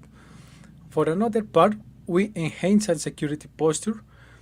When we enable this debugging side and response to issues, we also enable a new capabilities for the security part, because we also store this potential information that we can use for how to the security could be using that for generate a new posture using that. That is very awesome to doing here, because when you enable these capabilities, the security team be grateful for you, because you separate and isolate exactly the components behind of, because you don't need to access the development team to the production environments to try to see what happened inside for the production environment. But the development team have the possibility to access to their data for this cluster. What happened exactly for these components, for another component, and identify exactly what happened for our components. And we reduce exactly in the same scope the security posture, because we don't need to grant access to the development team to the production environment. Just enable observability side for the development team, and also they can identify what happened exactly with this component. That it's pretty awesome here. And also we enable agility and collaboration with observability, but that is very similar like observability and AIC. That when we start with AIC, we enable these capabilities for, hey, infrastructure as code, and how to the development team could be generate or start this collaborating wave. And also we can enable this and focus it for observability side, because we move observability and we generate this drill down to generate this code for the observability side, right? And if the development team could be generating a new board for something like that, or generate new alley for something, or generate and identify some signals for the platform, they can access to for this source, and they can modify, and also the observability side generate and validate if this makes sense or not. But depends exactly the maturity that you currently have for your teams, right? So that is part about for the theory side here. And also we can move very quick using this demo that I prepared for you. And also if you can access to this repository that we have also in GitHub, we generate, okay, we need to enable the multi-factor authentication here, but I also generated that. And also we can access to these configurations files that I already prepared for you. So we can start doing here. Also, let me move very quick for this demo site and start to generate this copy paste configuration that we have here. So at the first part, we have the install cAdvisor. At this very optional, because if you currently have exposed a couple of signals, that the objective of this prereq is enable these signals and also take these signals and send to the observability stack. That is the objective here. So we can copy here that it install cAdvisor. That is a component for Docker side. Let me pass here. The container cAdvisor are currently running it. Docker PS. We currently have the container for cAdvisor site, and also we can move very quick for the these metrics that are currently collected for the cAdvisor, and also we can see here exactly how we can enable Prometheus in the same way, and also how they can access to Prometheus. We can validate here if Prometheus currently works or not. At this moment, they sense to us that we have a failed for this configuration, so we need to move very quick here, and also the resend for Prometheus side. And let me see here. Let me down this container. Docker stop Prometheus. And let me pass here the command docker run. And also we need to mount the Prometheus configuration file. But for doing that, we need to change exactly the IP address here that is related for our currently configuration. And let me modify it for you. Beam Prometheus configuration file, right? And also we saw here this IP. This IP is related for our target that is related for the current cluster that we have a provisioning IP address here, and also we need to identify our IP internal, that is this. So we can move very quick here, and also let me modify this IP here. We just need to delete this and also save, and we can send the Docker command that copy from this side and also move for this Docker run. Let me see what happened here. With this command, we generate a new Prometheus container. This name will be Prometheus, and expose the port 9090. Mount the Prometheus conf file that we modified previously, bin Prometheus configuration files, and I changed this line for our IP for contain the configuration. And also, if we copy and paste this Docker run and send, reuse the name Docker PS Docker RM, that is for Prometheus, and also we can execute now. So Docker PS, we have already two containers here. So if we reload this configuration side, we saw here exactly the app side, and we need to wait exactly the app here. That is the change that we need to generate that. So we continue for generate these Prometheus traces, and also we need to install Grafana here. Let me verify we don't mount exactly the configuration for any IP address, so we can move very quick here, and also we can pass the command here. So we start the Grafana site at this moment,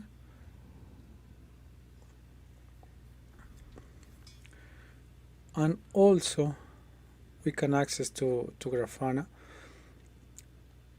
because we export the port 300.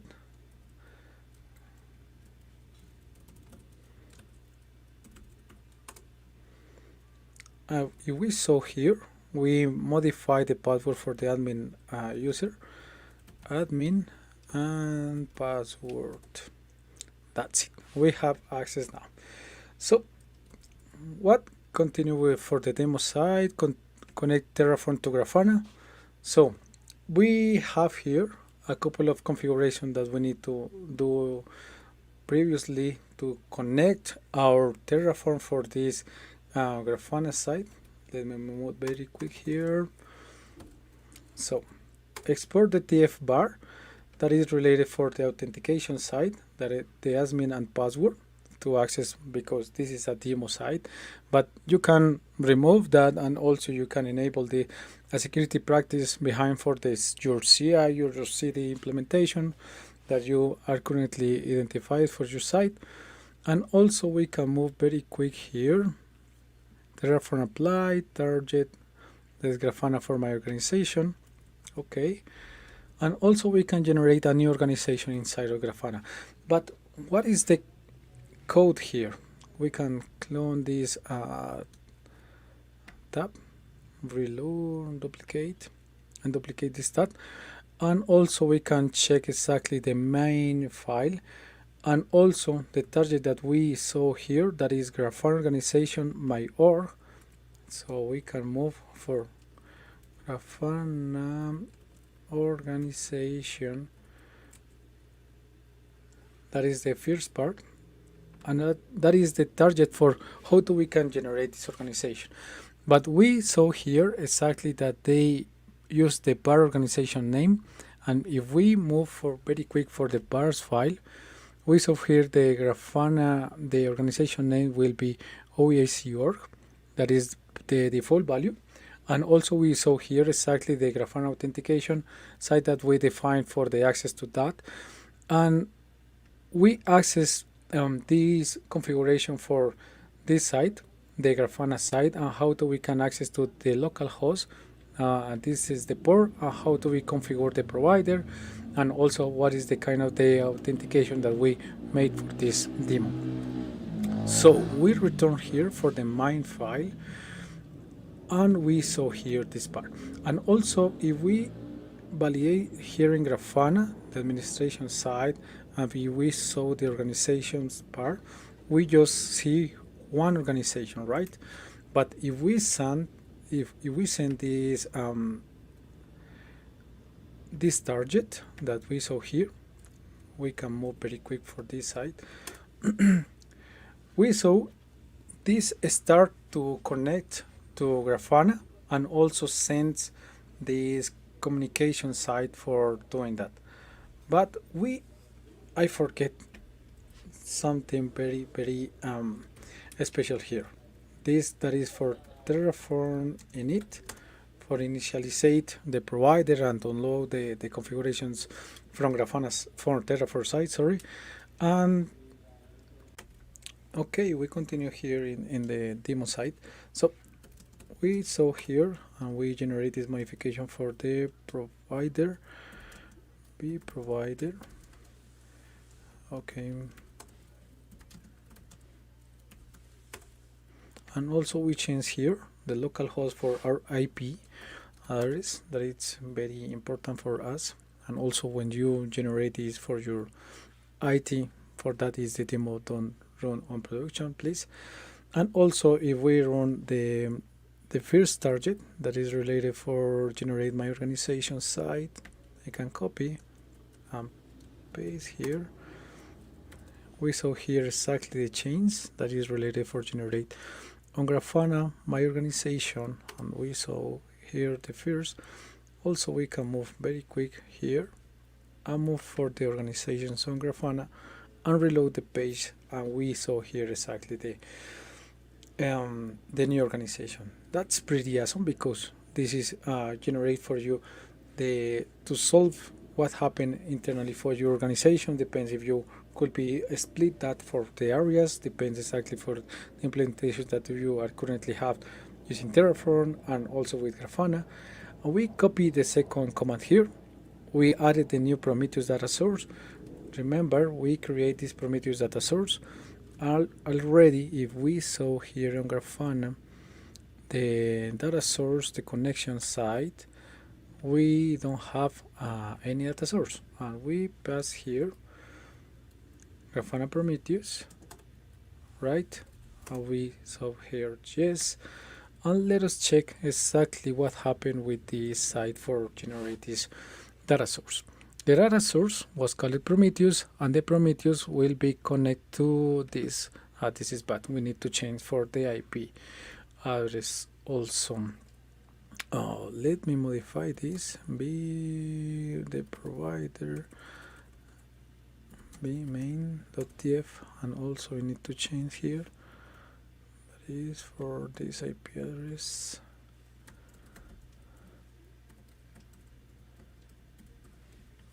You need to change also in your execution, in your local executions, and read Terraform apply this target for Prometheus.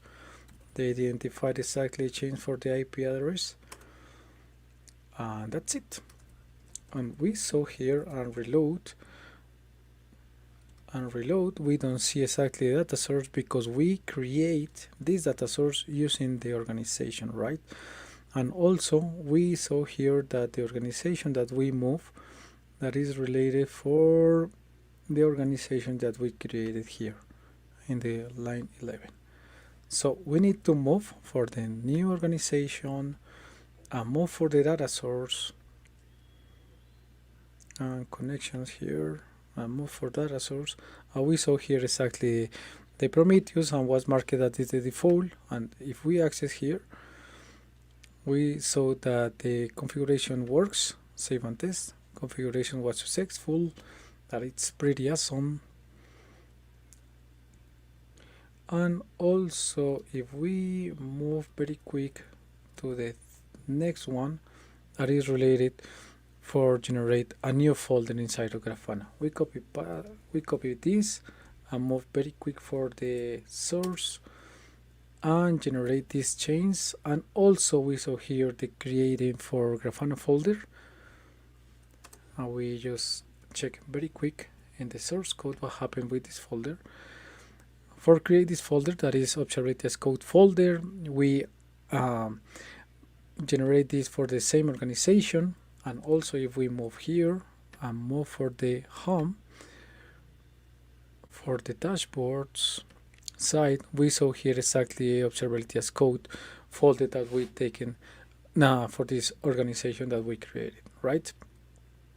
So move for the next one. That is for create a new dashboard. As we saw here, the part of the dashboard, we implemented here the folder that we created, the organization that's already created, and we inject this JSON that is contains all information around for this dashboard. For generate the dashboard, you could be involved another libraries for Grafana, and also you can use a couple of definitions around behind of for using and generate this JSON. We saw here the ref3 that has the dashboard here. It is a copy paste for the one revision for the dashboard for Prometheus exactly, right? They change this. The theme is that they need to change it. And when we define here in the Grafana side that they generate the data source, we saw here that we drop exactly the unique identifier internal for Grafana.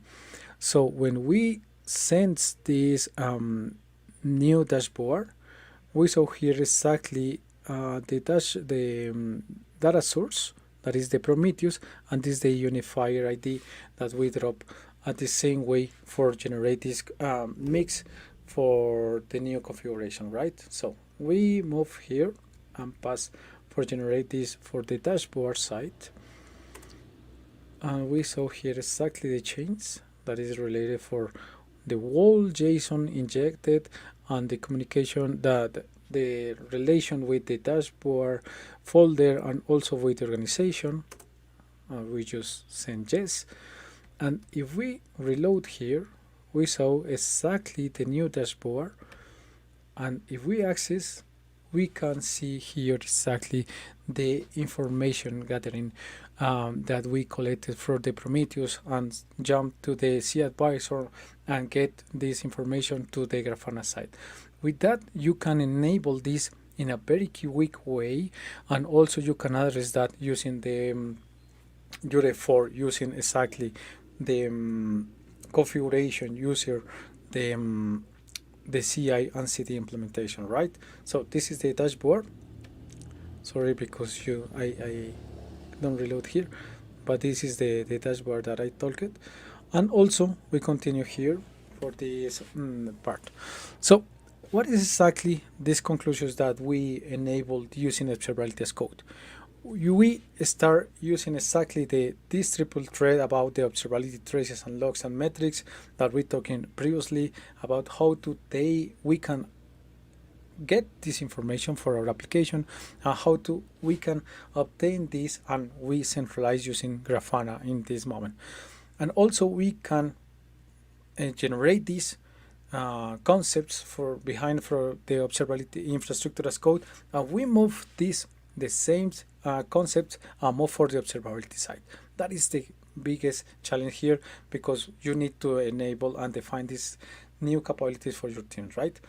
Accelerate the application debugging and remediation through observability, because we generate this dashboard, and also the development team, the QA team, the security team grant access to this dashboard, and also they can identify what kind of new needs they need to add it to these boards, and also how they can help these boards for address this is for, right?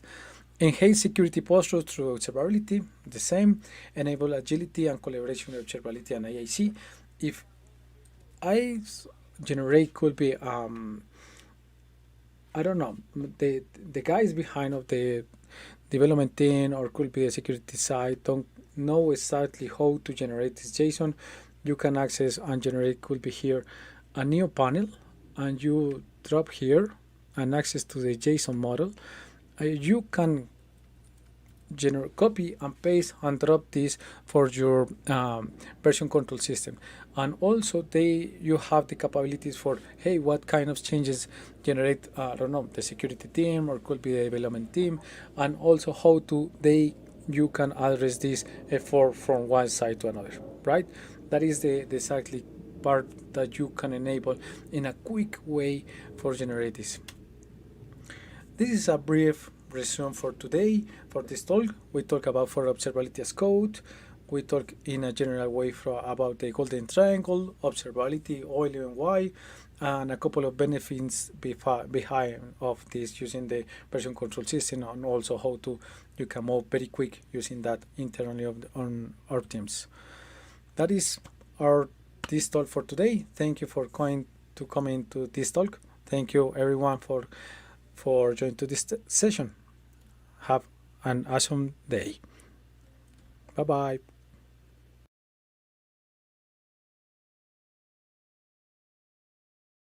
I love that we've had so many back-to-back amazing talks on testing, observability. It's really going to show the level of maturity that's coming into the IAC area. Okay, so we have one more talk for the day. We are going to roll right into it. Aniket is going to be revolutionizing cloud infrastructure deployment, unleashing the power of integration. Take it away, Aniket.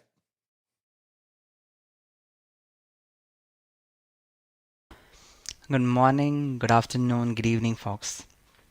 I'm Aniket Kumarsana, and today we would be going to talk about a revolutionizing technique, especially in the cloud infrastructure deployment, with the power of an integration. And this is a real-time scenario which I faced in my project, and I would be sharing what exactly the scenario was, what integration we did, and how we resolved it. So a bit of introduction of mine. So I'm Aniket Kumarsana, and I work as the cloud consultant at Rapid Circle. Other than that, I have been formal gold Microsoft Launcher ambassador, and also I was the former GDSC lead. And I like communities, so I also be part of many organizing teams, and I speak at various events. So moving ahead, we can see that we are having two logos, right? So let me just use a laser pointer.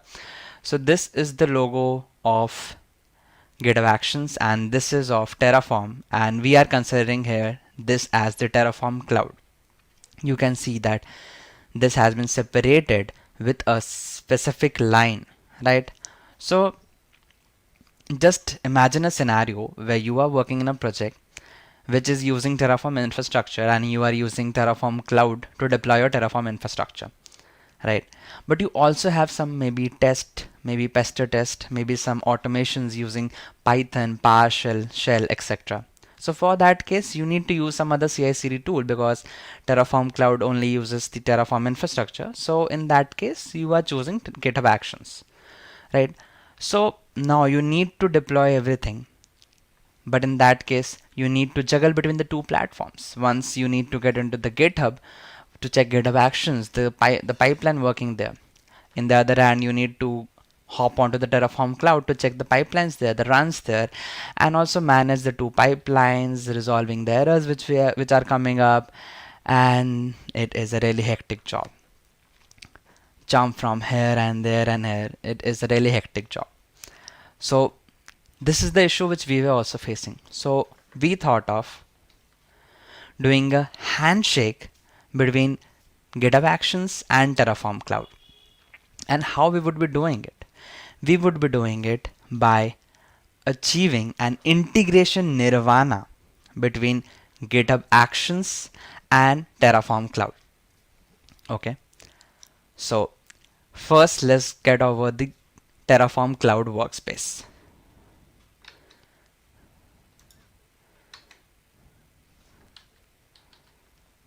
Right, so this is the Terraform Cloud workspace. You can just open this app.terraform.io. Okay, and let me zoom it up a bit so that you can see it a bit more clearly. So this is the workspaces environment, or this is the Terraform Cloud. And since you are already having some Terraform Cloud knowledge, so I'm assuming that you are having some Terraform Cloud knowledge, some Terraform knowledge, and also some background with GitHubs. Okay, so this is the Terraform Cloud area, and now we would be creating a workspace here, because to work with Terraform Cloud we need to create a workspace, right? So we are tapping on this new option and then on workspace. Okay, now we would be using the API driven workflow. So why we are choosing this API driven workflow? Because since we talked about an integration nirvana, to integrate the GitHub Action or Terraform Cloud, or to integrate Terraform Cloud within the GitHub Actions pipeline, we would be needing something to connect, right? So we would be using the API to connect these two platforms to create an integration nirvana. Okay, so let's name it as tfc-gha-integration. Okay,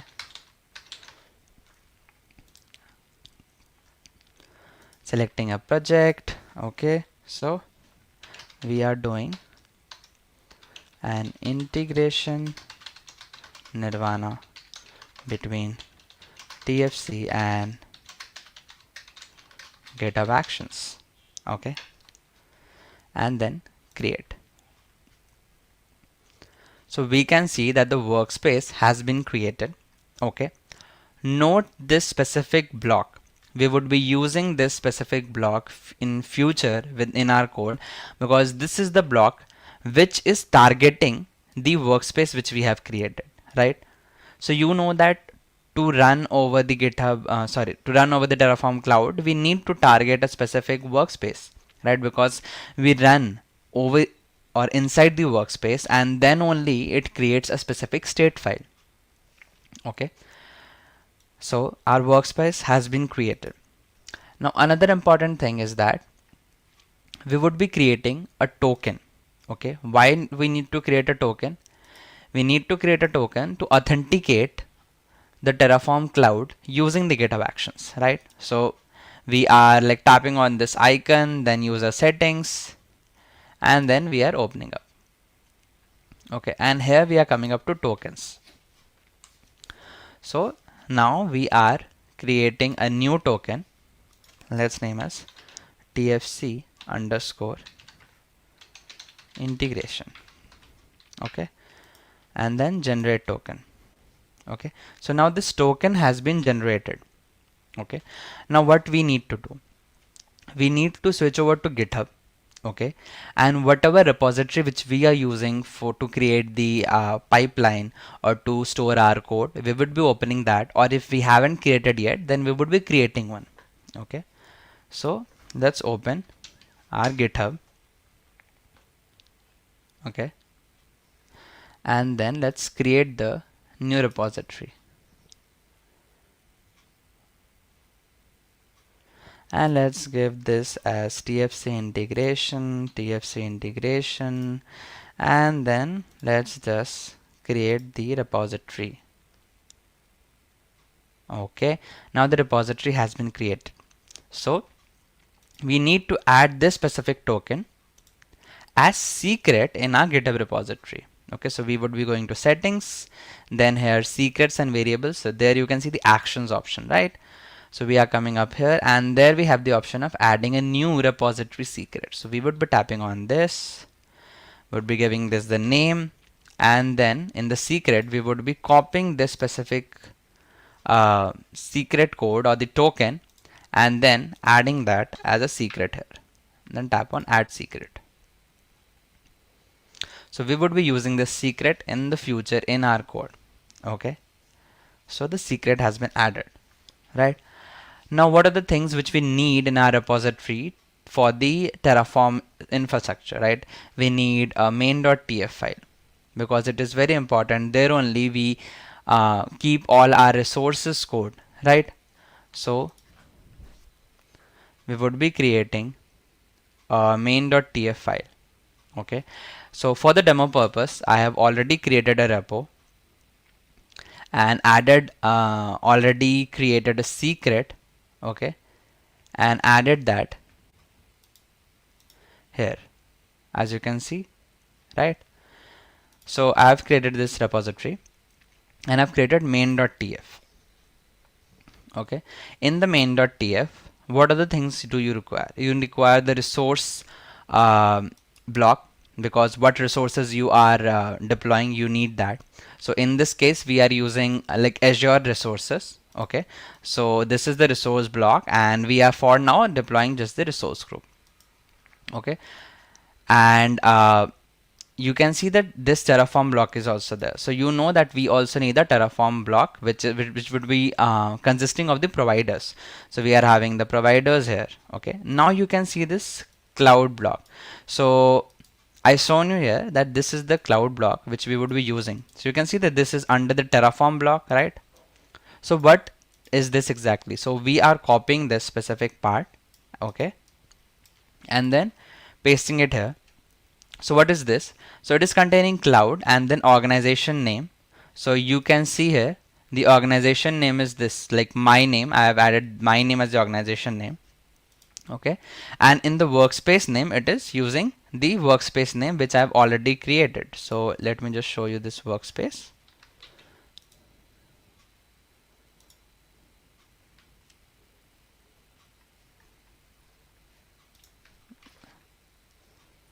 Right, so this is the workspace. Okay,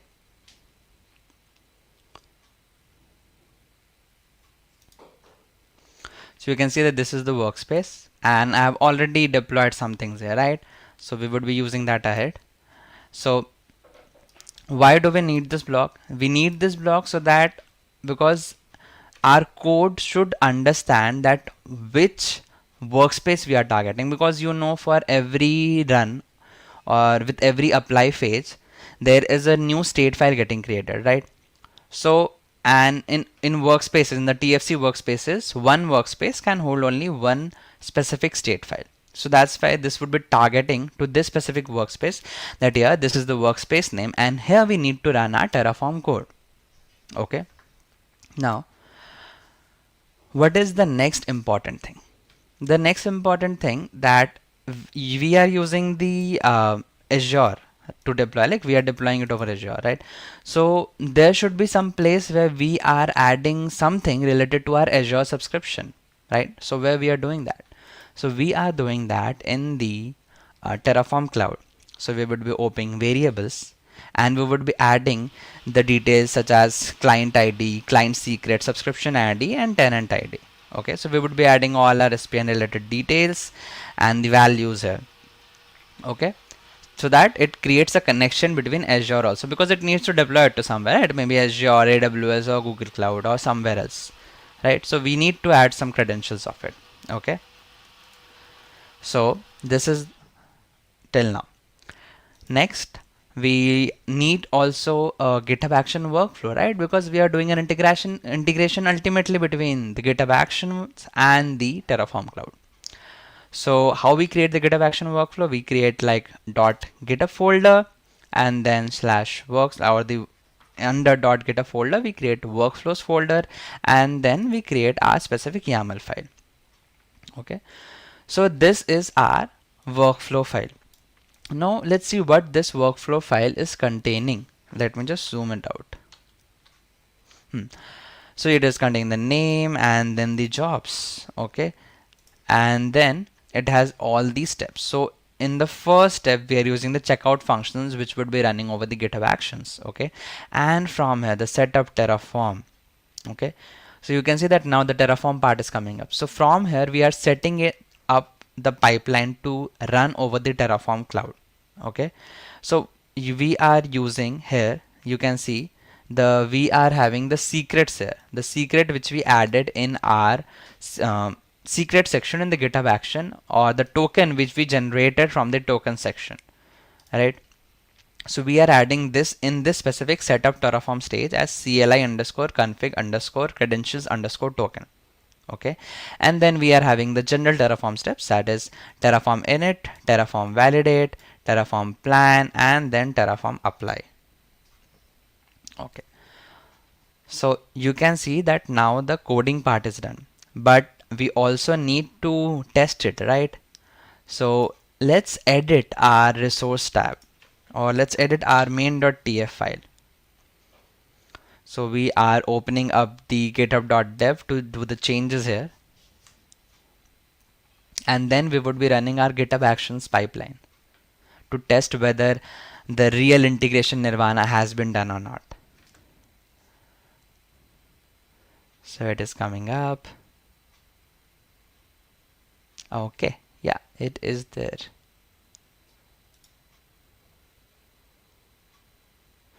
So now we are here at the main.tf. So let's just change our current resource group name. Okay, let's just change the name and then save this file and then push it.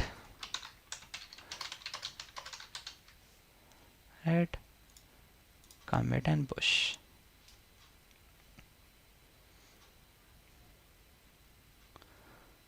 Okay, now we would be again going to the real GitHub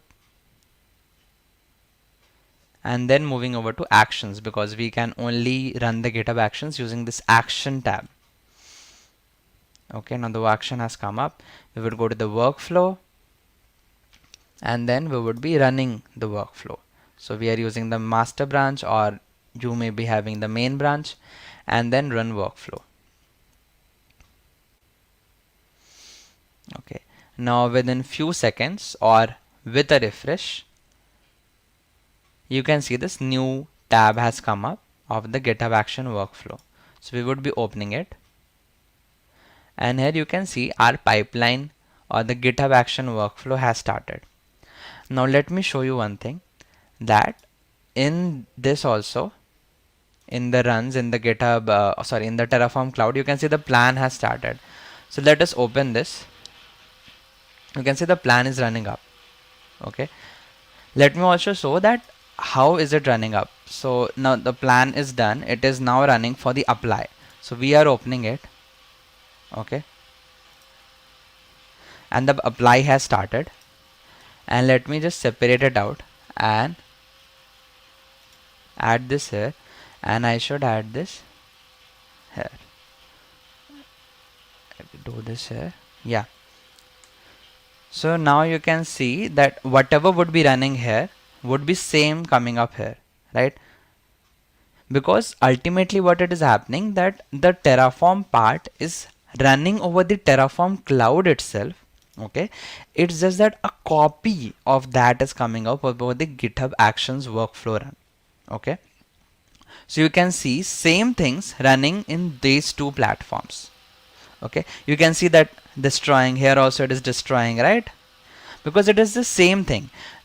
Like the pipeline is not running, or the TFC part is not running over two platforms, it is running over Terraform cloud itself. Is just that a copy of it is getting shown in the Terraform cloud workflow. So now what this is helping us, that we do not need to juggle over the Terraform cloud to see the Terraform integration or the Terraform infrastructure part. Everything would be coming up over the GitHub actions itself. So it would be saving a lot of time of us, right? So everything which would be running over the Terraform cloud workflow, it is coming up here. The logs are coming up here. Even if any changes are there, it will show up. If any errors are there, it will show up. Everything would be covered and everything will be shown over here. You can see that it is destroying, because we changed the name, so it is destroying the old resource group and recreating the new resource group. You can see that complete, and then one is added, one is destroyed. Okay, if we are comparing this, you can see destroying, destruction, and then creation complete. And if we go to the like the section where we check what are created and what are destroyed, you can see that 1 to add, 1 to destroy, right? And this is getting replaced. So you are seeing that we are not running it twice, we are running it a single time, and the code is also getting run over one specific platform only. It is getting duplicated, or the copy of it is getting shown in the GitHub Actions workflow. So this is an important part to understand. Okay. So we did this specific integration nirvana, and just to show out the steps, so what we followed, so we created the workspace, then we created an API token, okay, and then we added that token as a secret in our GitHub action, or in our GitHub repository. Then we moved to the variable section to add the details of our Azure, right, the client ID, the client secret, etc, etc. And then we moved over the code part. So in the main.tf file, we added this specific cloud block, which is basically targeting the workspace in the Terraform cloud. And then we are creating the GitHub Actions workflow, and this is the specific code of this workflow which we seen there. Okay, so we are like setting up the Terraform using the secret which we generated, or the API token which we generated, and then we are using the Terraform commands such as Terraform init, Terraform validate, Terraform plan, and Terraform apply. Okay, and this is how, when we are running the pipeline, a successful deployment with the successful integration has been done. Okay, now one more important thing that I would like to share with you is that in this specific run over the GitHub action, you can see to view this run in the browser, visit this. So using this link, you can even open that specific Terraform Cloud Workspace run. So okay, let me click on this and open it. Okay.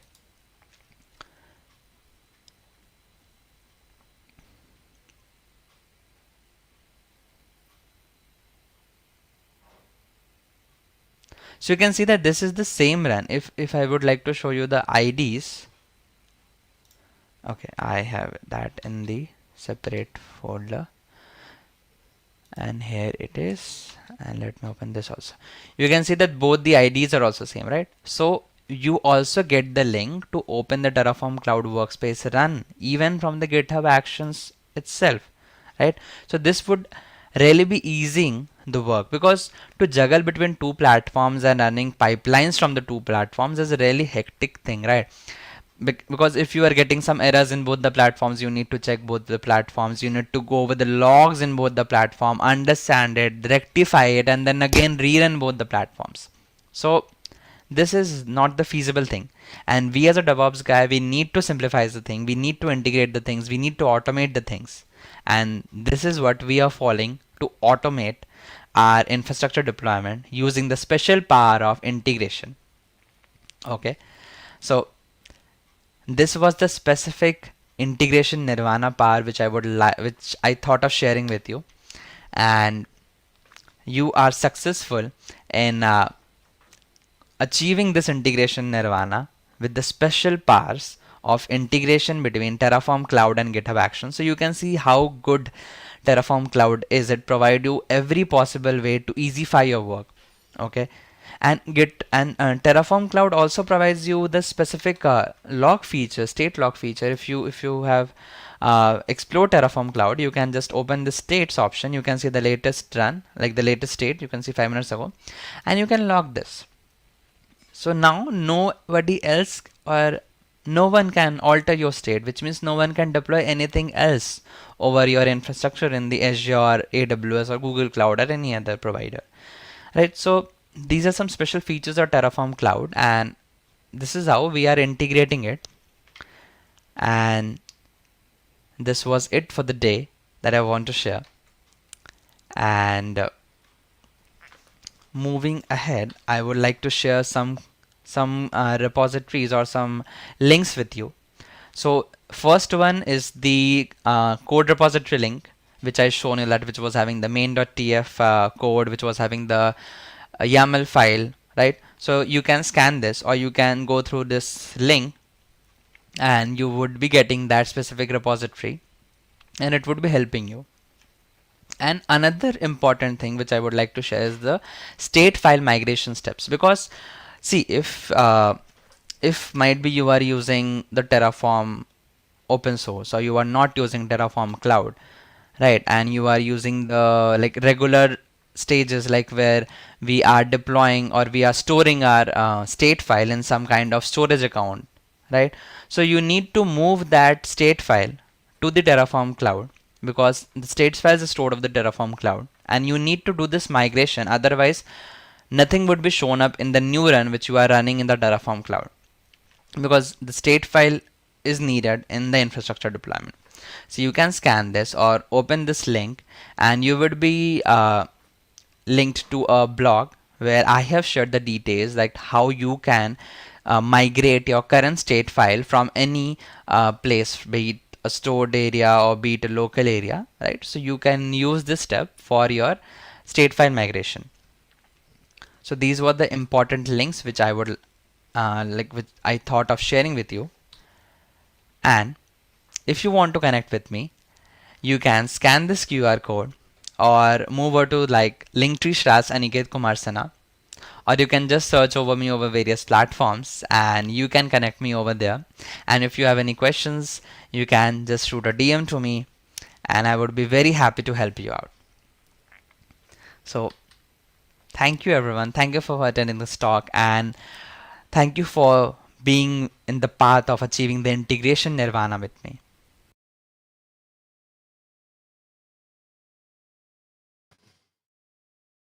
Amazing. Awesome.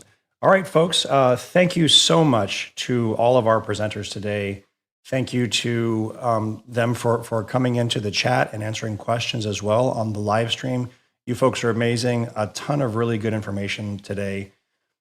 Loved all of it. We are going to be providing links for all of the repos that you saw and all of the connections. We're going to be putting those into the show notes for each one of the videos so that you don't have to scramble like I was doing, trying to type them down real fast and post them in the chat. We will be reconvening again tomorrow for day 2 of HashiTalks Deploy. We are going to be starting at 11 a.m. Eastern Standard Time, and we hope to see you all there. So have a wonderful morning, night, evening, whatever your time zone is, and we will see you tomorrow. Thanks. Bye.